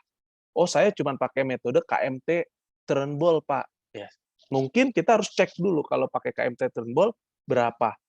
Ya, dengan data yang sama hasilnya ternyata berbeda. Ya, tadi Hero sudah coba membantu kita menghitung untuk yang non parametrik istilahnya. Kalau tadi saya menggunakan parametrik. Ya. Kira-kira seperti itu teman-teman. Jadi berdasarkan hasil ini ya, data yang ini nih saya kasih warna apa ya, biru lah kali ya, data yang biru ini ya, kita perlu mengetahui eskalasinya. Jadi contoh, kita sudah tahu min WTP-nya adalah 6.441 untuk nilai keberadaan per responden per tahun, kan gitu ya. Sedangkan kita tahu tingkat populasinya ada 1 juta misalnya. Populasi inang-inang di Medan misalnya ya. Ini saya anggap 1.000 deh, nggak usah 1 juta ya. Populasi inang-inang di Medan ada 1.000 gitu ya. Jadi berapa sih nilai? Jadi kesimpulan nilai keberadaan pohon pinang di Medan sama dengan gini. Sama dengan populasi dikali dengan nilai WTP-nya ya. MTP-nya sekian. Nah, ini adalah nilai sesungguhnya sekitar 6.441.000 gitu. Untuk pohon pinang yang ada di kota Medan berdasarkan populasi inang-inang ini. Nilai keberadaan. Cukup. Kalian cuma sampai di sini. Rupiah per tahun. Udah nggak ada lagi per responden, nggak? Karena ini sudah kita kalikan dengan populasi. Ya. Jadi ini adalah nilai akhirnya. Jadi kalau kalian ditanya, coba siapa? Fauzia, Seno, dan Hero misalnya. Ya, tolong hitung berapa sih kekayaan negara kita dari jasa lingkungan berupa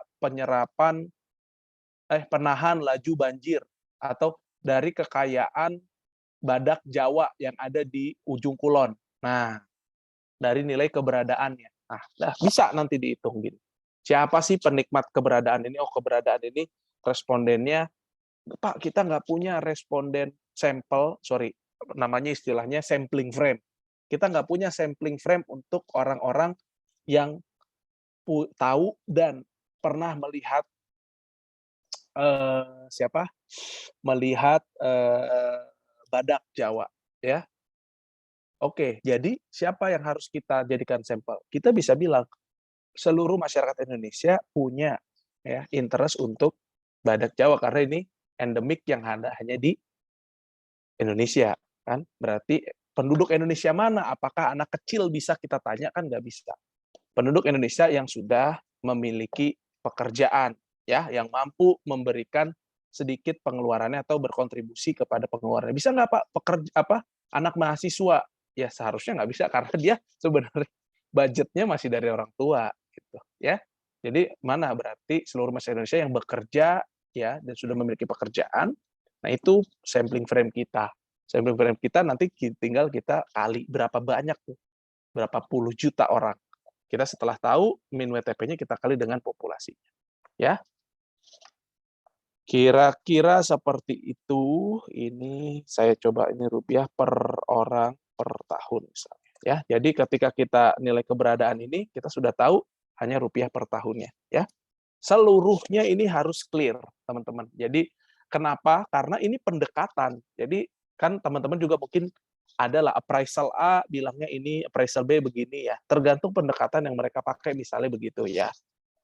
Walaupun mungkin tidak spektrumnya tidak sebanyak pendekatan alam yang bersifat begini karena lebih settle ya saya bilang seperti itu keilmuan yang ada di penilaian properti, penilaian aset dan sebagainya itu lebih settle, lebih dewasa gitu ya.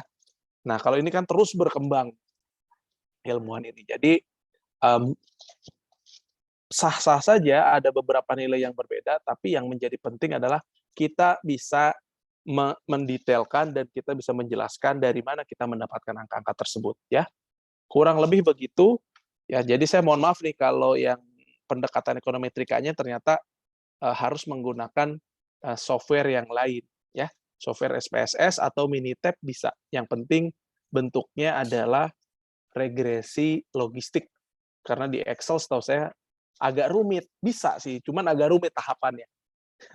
Gitu. Karena Excel kan ibunya semua software perhitungan sebenarnya gitu. Tapi kita harus nulis-nulis rumusnya sendiri, ya agak repot. Ya, kira-kira begitu. Silahkan kalau ada yang mau ditanyakan.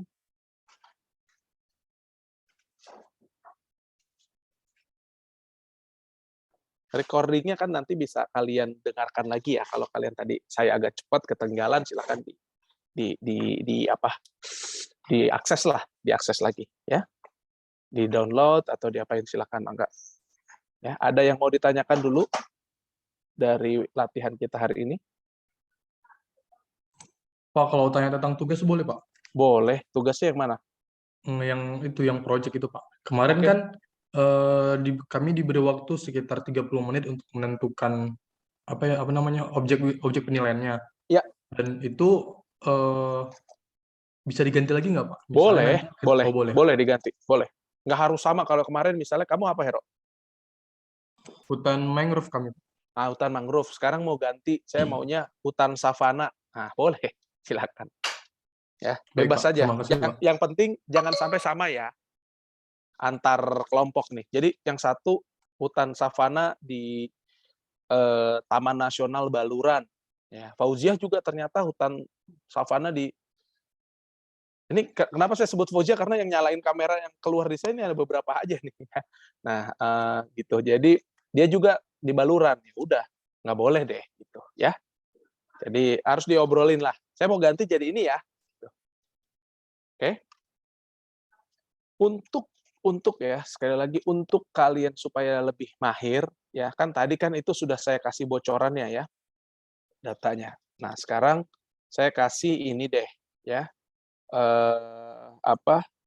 latihan untuk mengerjakan CVM-nya pakai data yang lain ya pakai data yang lain saya forward di grup ya. Silahkan kalian coba kerjakan ya dari data yang sama, dari data yang berbeda ya. Nanti bisa dikumpulkan ke Hero ya. Jadi masing-masing orang kerjakan nanti kok ke Hero sih, ini siapa sih PJ-nya? Sorry. Harold. Ya. Sorry Harold. Hero, sorry. Ke Harold ya. Nanti Harold kompilasi kirim ke email saya ya. Berikut email saya. Nanti saya tulis di kolom chat WA aja ya. Email. Deadline-nya kapan, Pak? Nah, kalian maunya kapan? Saya bebas aja lah. Minggu depan, Pak. Minggu depan, jangan dong kalau minggu depan banget ya. Ini hari apa sih? Selasa, hari Senin deh. Oh Hari iya, Senin. boleh, Pak. Boleh, Pak. Ya. Gimana, sepakat kita? Sepakat. Sepakat, Pak. Sip. Ya, yang penting Sepakat. kerja.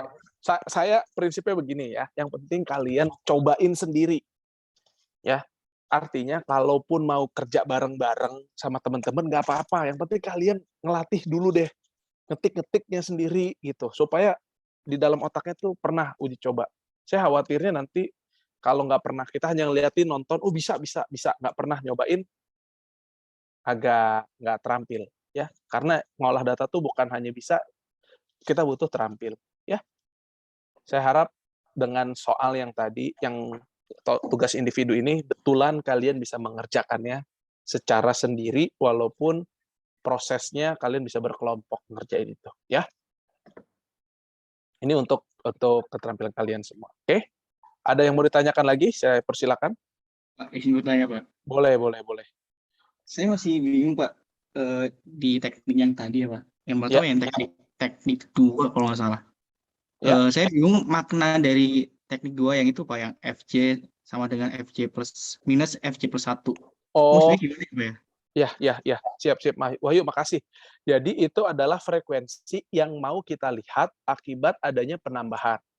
Jadi misalnya kalau yang KMT, itu kita lihat frekuensi tambahan akibat adanya penambahan besaran. Ya. Akibat adanya penambahan besaran nilai WTP. Contoh dari 3.000 menjadi 5.000, berapa orang, ya, berapa persentase orang yang berkurang, tidak bersedia membayar, ya kan?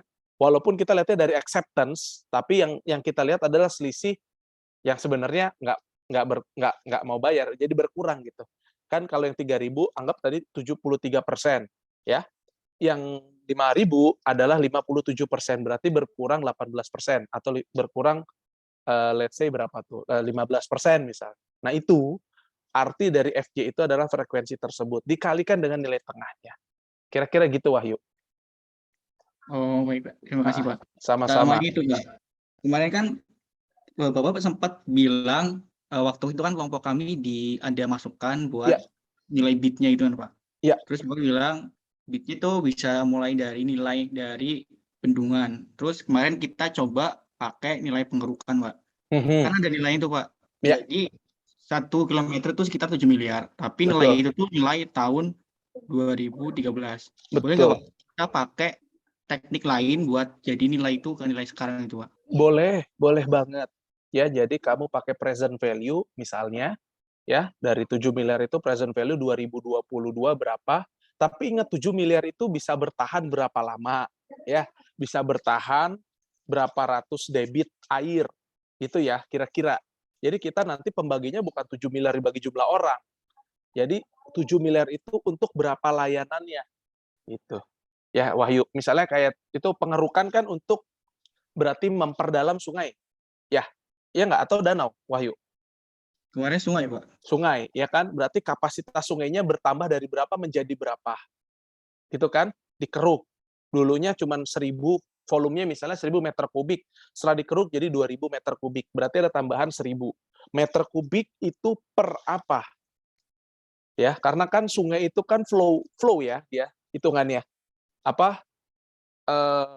Bergerak gitu, ya. Jadi per apa? Apakah 1.000 itu per detik, per menit, per jam? Nanti kita bisa tahu. Nah, setelah kita tahu, berarti 7 miliar itu, walaupun angkanya terlihat besar, sebenarnya kalau kita bagi dengan layanan air yang dia siapkan itu jauh, jadi mungkin satuannya kecil sekali, mungkin. Nah, itu yang nanti akan kita tawarkan. Nggak yang 7 miliar dibagi jumlah populasi di situ ada 100 orang, berarti seorang bayar 70 juta gitu. Atau misalnya seorang bayar ya 70 juta misalnya. Ya, padahal ya nggak begitu pola pikirnya. Ya, saya meluruskan saja. Oh, baik, Pak. Terima kasih, Pak. Yuk, sama-sama. Ada lagi? Pak, izin bertanya ya, Pak. Boleh. Radit Siapa dulu. nih? Ah, Terkait dengan Ade. tugas dulu, Pak. Yuk. Tadi kalau nggak salah, berarti yang tugas kelompok itu yang pertama kita buat itu yang apa ya, yang tabel itu, Pak ya? Iya.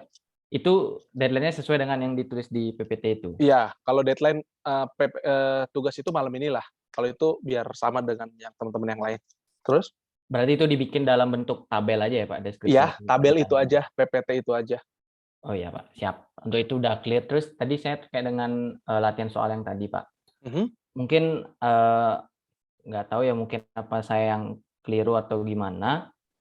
Itu dari file yang coba saya cek lagi, Pak.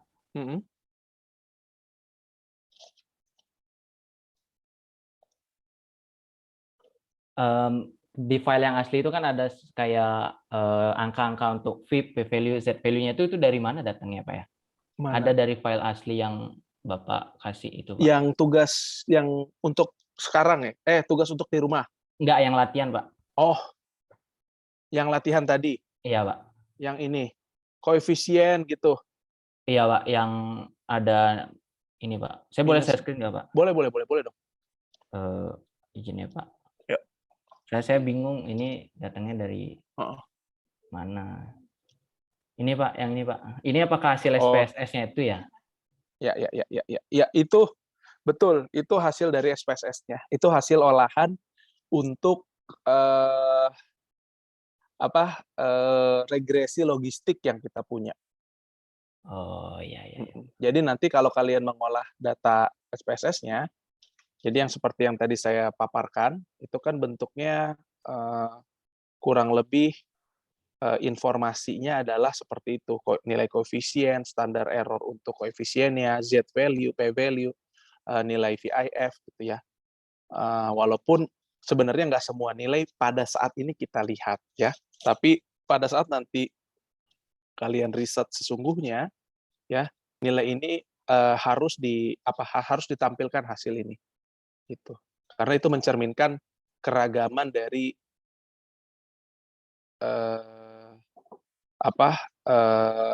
model yang kalian punya ya. Misalnya di sini kita nggak kelihatan ya berapa persentase R-square-nya ya, berapa sih sekiranya R-square yang kita punya. Ini kan kita nggak bahas itu pada kesempatan latihan ini gitu ya. Padahal R-square itu juga penting untuk kita lihat apakah model yang kita bangun ini sebenarnya mencerminkan situasi yang sesungguhnya atau enggak ya. Kalau kita lihat dari R-square yang tadi kita olah itu cuma 29% atau let's say 30% lah. Ya berarti benernya nggak keren-keren banget datanya gitu. Ya, jadi nanti kalau pada saat nanti kalian juga beneran riset atau kalian ditugaskan oleh Ibu Menteri misalnya, ya kita harus pastikan R-square-nya juga canggih gitu. Jadi artinya data yang kita masukkan untuk mengolah nilai tersebut juga istilahnya robust lah, keren gitu, udah mateng gitu datanya. Pas dilihat berapa ini R-square-nya, ya 95%, Bu. Wah, keren. Errornya kan ya 5%-nya lagi nggak tergambarkan oleh data-data kita lah. Tapi kalau ini 30%, tambah lagi lah kalau gitu. Gitu. Ya kan? Kalau kayak kita lagi riset, ini masih 30% nih. Berarti data kita masih kurang mendeskripsikan dan sebenarnya kurang menggambarkan kondisi di lapangan sesungguhnya. Gitu. Tapi ya, by the way, karena ini kita latihan, kita nggak bahas itu lebih panjang. Baik, Pak. Terima kasih, Pak. Siap. Thank you, Dad. Ada lagi? Saya mau tanya, Pak. Boleh. Melanjutkan tadi. Ini panggilannya siapa nih? David ya?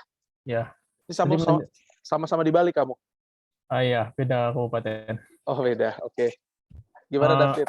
Melanjutkan tadi pertanyaannya Wahyu tentang metode pembayaran itu, kami mikirin itu kemarin pengurukannya itu pakai biaya retribusi atas jasa pelayanan persampahan. Nah, itu kalau menurut Bapak apakah bisa digunakan atau pakai yang lain gitu, Pak?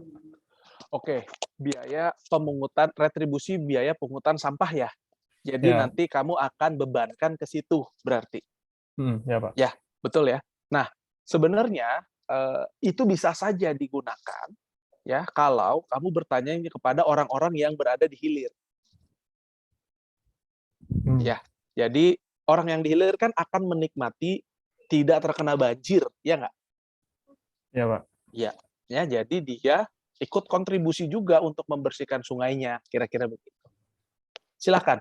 Menurut saya itu logis juga. Bagus. Untuk yang di hilir berarti apakah kita hanya menilai yang di hilir aja atau tetap nanti objeknya itu seluruh sepanjang sungai itu, Pak? Gini ya, karena konsep dari sebuah layanan sumber daya alam itu terkadang tidak dinikmati di tempat. Ya, kayak tadi contoh untuk menahan banjir, misalnya gitu ya. Menahan laju banjir. Itu kan tidak pernah terjadi banjir di daerah hulu. Benar nggak sih? Adanya di daerah hulu itu longsor adanya. Ya, kalau banjir saya nggak pernah dengar, misalnya nih, mohon maaf ya, saya bukan mendoakan, tapi misalnya Bogor kebanjiran, habis Jakarta udah. Mungkin kiamat gitu Jakarta, karena banjir Bogor, bayangin Bogor sama Jakarta beda ketinggiannya kan udah hampir 150-an mdpl ya. Jadi udah pasti tenggelam lah itu. Nah, kalau misalnya kejadiannya manfaat yang kita nilai untuk sungai, tadi menyediakan tempat untuk menahan laju air, maka kita nggak relevan nanyanya ke orang Bogor. Padahal lokasinya ada di Bogor, gitu. Ya kan? Makanya kita nanyanya ke orang Jakarta yang memang menikmati layanannya. Yang dipungut orang Jakarta biayanya, tapi yang menerima manfaatnya orang Jakarta juga. Ya dong, lokasinya ada di mana? Ada di Bogor. Nah ini teman-teman kadang-kadang jadi masalah yang kita sebut dengan transboundary problem. Jadi lintas batas, masalah lintas batas, transboundary ya. Kalau di dalam satu negara masih bisa kita selesaikan dengan kementerian ya, atau dengan kalau di dalam satu provinsi bisa dengan level gubernur, ya kan?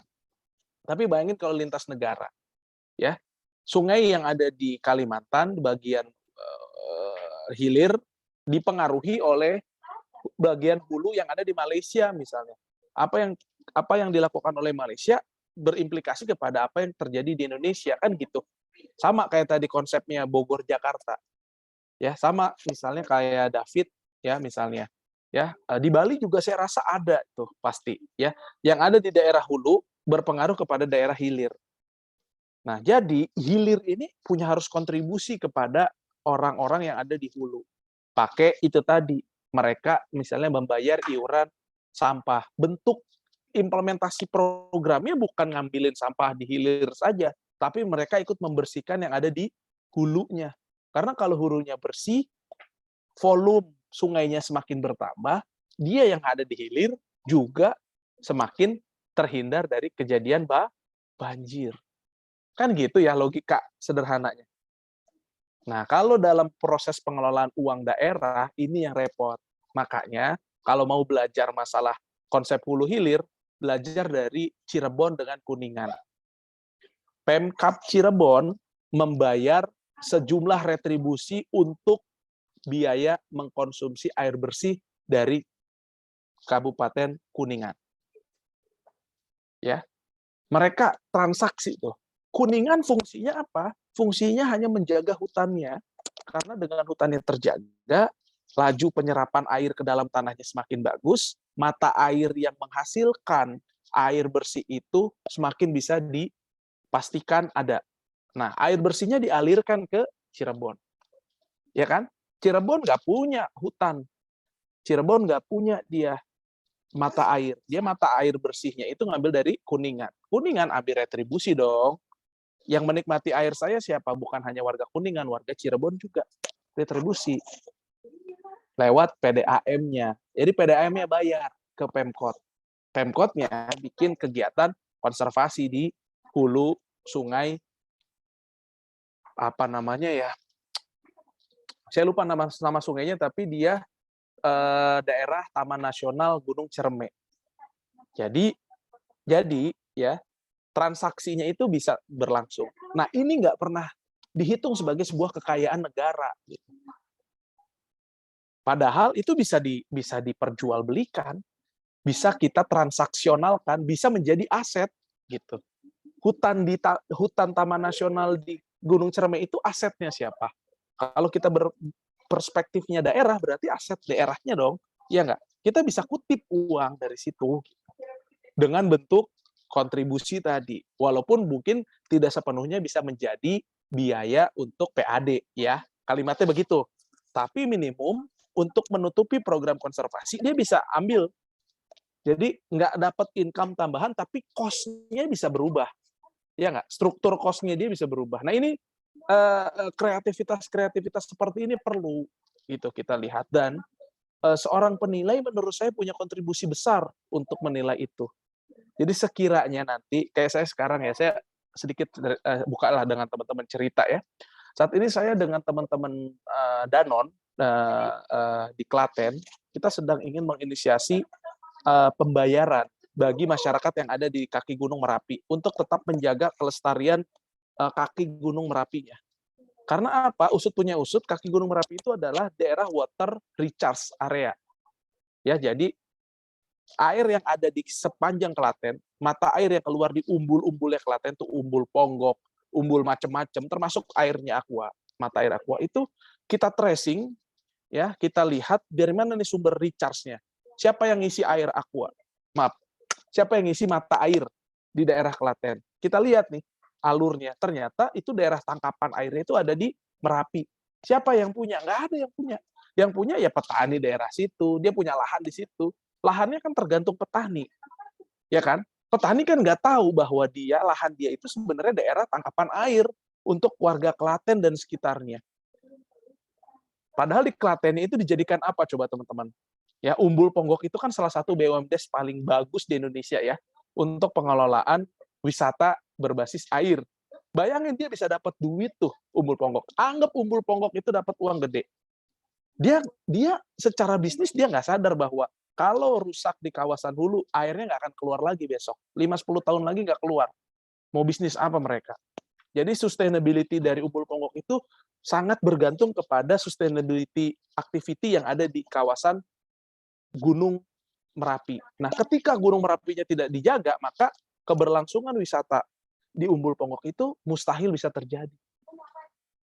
Ya, termasuk bisnisnya Danone. Kira-kira begitu. Nah, makanya mereka sekarang kami lah dari IPB mengusulkan, yuk harus ikut kontribusi dong. Kasih dong masyarakat yang ada di hulu itu benefit. Jadi benefit sharing bahasanya. Manfaat yang mereka terima. Karena mereka juga sudah jaga tuh kawasannya. Mereka tanam pohon di sana. Mereka juga bercocok tanam dengan bercocok tanam pola yang konservatif. Ya, tidak membuka lahan 100% untuk kegiatan hortikultur. Secara prinsip bisa. Petani itu bisa saja bikin bawang semua ya. Komoditas di daerah kaki Gunung Merapi kan banyaknya hortikultur ya. Cabai, bawang, tomat gitu-gitu. Tapi apa yang terjadi kalau hujan airnya langsung run off ke sungai? Ada nggak yang masuk ke dalam tanahnya lagi? Nggak ada. Masuk ke sungai larinya kemana? Bengawan Solo. Nggak ada yang masuk ke dalam mata air keluar lagi di Klaten. Nggak ada. Nah ini yang jadi masalah. Kita ingin memastikan air yang masuk ke dalam tanah ini tersedia. Siapa jasanya? Jasanya dari pohon, jasanya dari tanaman, jasanya dari lahan yang memang didesain untuk konservatif, untuk konservasi. Siapa yang mau dapat uang kalau nggak boleh ditebang pohonnya? Nggak ada yang mau. Iya nggak? Dia nanam mengusahakan barang tertentu kan untuk diekstrak. Nah, caranya kita kasih reward, kasih duit tadi, skema. Dia boleh dapat uang, tapi nggak boleh nebang pohonnya. Dia akan dapat uang setiap bulan dari panen jasa berupa penyerapan air ke dalam tanah. Yang bayar siapa? Umbul Ponggok. Yang bayar siapa? Danone. Yang bayar siapa lagi? PDAM. Ya kan? Kan mereka pemanfaat airnya. Masuk nggak nih ceritanya nih? Kira-kira. Ya. Jadi itu aset nggak? Jadi aset nggak itu buat petaninya? Jadi aset. Yang dijual apanya? Tanahnya? Bukan. Pohonnya? Bukan. Yang dijual adalah jasa penyerapan. Skemanya apa? Nah, skema keuangannya ini yang kita bangun sama-sama. Pola, mekanisme bayarannya ini yang kita desain. Di situ ruangnya, teman-teman. Di situ ruangnya kita, researcher, penilai, peneliti, dan lain sebagainya, membentuk sebuah pasar. Gimana sih caranya bisa ada pasar Beringharjo? Ya kan? Kan Beringharjo kan pasar sederhana ya. Ada penjual, ada pembeli, ketemu tempat. Kan itu ada peraturan di dalam pasarnya. Ada tempatnya, ada transaksinya, ada alat bayarnya, ada durasinya, ada aturan mainnya. Itu semua harus kita desain pada skema penyerapan air tadi. Karena sekarang belum ada. Padahal penikmat dan penyedianya ada. Kira-kira begitu. David, ya. Jadi kalau kayak tadi ceritanya yang kamu tanya, sorry jadi kemana-mana, tapi bisa saja itu dilakukan. Gitu. Karena penikmatnya ada di bawah, penyedianya ada di atas. Ya, oke. Kira-kira begitu. Sama ini mungkin Pak, titipan kelompok tentang Boleh. yang nilai bit tadi itu loh Pak, tentang debit air itu. Mungkin lebih jelasnya apakah kita cari informasi tentang kondisi sekarang sama kondisi setelah pengurukan debit air itu atau gimana Pak? Iya, itu lebih bagus. Jadi before after itu lebih menggambarkan kontribusi 7 miliarnya. Ya. Jadi kalau tidak ada 7 miliarnya kan hanya berapa debit air gitu ya. Atau dengan proses pengerukan biasanya dikasih tahu tuh kalau proses pengerukan. Dengan proses pengerukan akan daya tampungnya menjadi sekian. Nah, dari berapa sebenarnya? Atau mengembalikan fungsi sungainya 50%. Ya berarti kita kaliin aja sekarang kalau daya tampungnya 1000 berarti jadi 1500 toh. Gitu, ya. Karena Anda itu hanya berkontribusi kepada 7 miliarnya, bukan secara keseluruhannya gitu. Yang kita bayar selisih itunya aja. Anggaplah begitu, ya. Baik, terima kasih Pak. Yo, sama-sama. Ada lagi?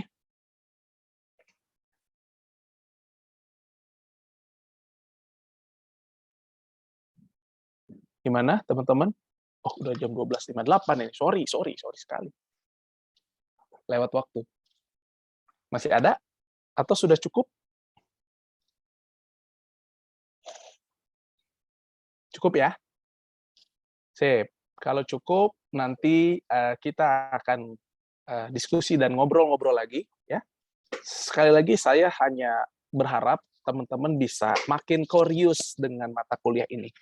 Karena dengan kalian curious, kalian akan cari tahu, kalian akan ingin belajar sendiri, kalian bersemangat untuk menggali ilmunya. Ya. Bisa diskusi, bisa tanya jawab, manfaatkan fitur-fitur yang ada ya pada saat kalian kuliah sekarang atau di grup atau di apa silakan manfaatkan. Kalau mau ada yang tanya di luar konteks juga silakan. Ya, Pak, saya kok nemuin kasus begini gimana dalam perspektif penilai? Ya, bisa. Silakan nanti kita akan bahas, kita akan diskusikan di grup. Bisa dinamis seperti itu saja ya, tidak usah terlalu kaku ya. Dari saya secara pribadi mohon maaf kalau banyak kekurangan selama penyampaian ya. Saya hanya berharap tadi informasi yang saya berikan bisa menjadi trigger untuk kalian ya, dan tambahan keilmuan apalagi pemahaman ya. Terima kasih, saya cukupkan. Wabillahi taufik wal hidayah. Wassalamualaikum warahmatullahi wabarakatuh. Selamat siang, salam sejahtera, sehat-sehat selalu. Waalaikumsalam. Ya, Pak. Terima kasih. Terima kasih, Pak. Saya pamit ya.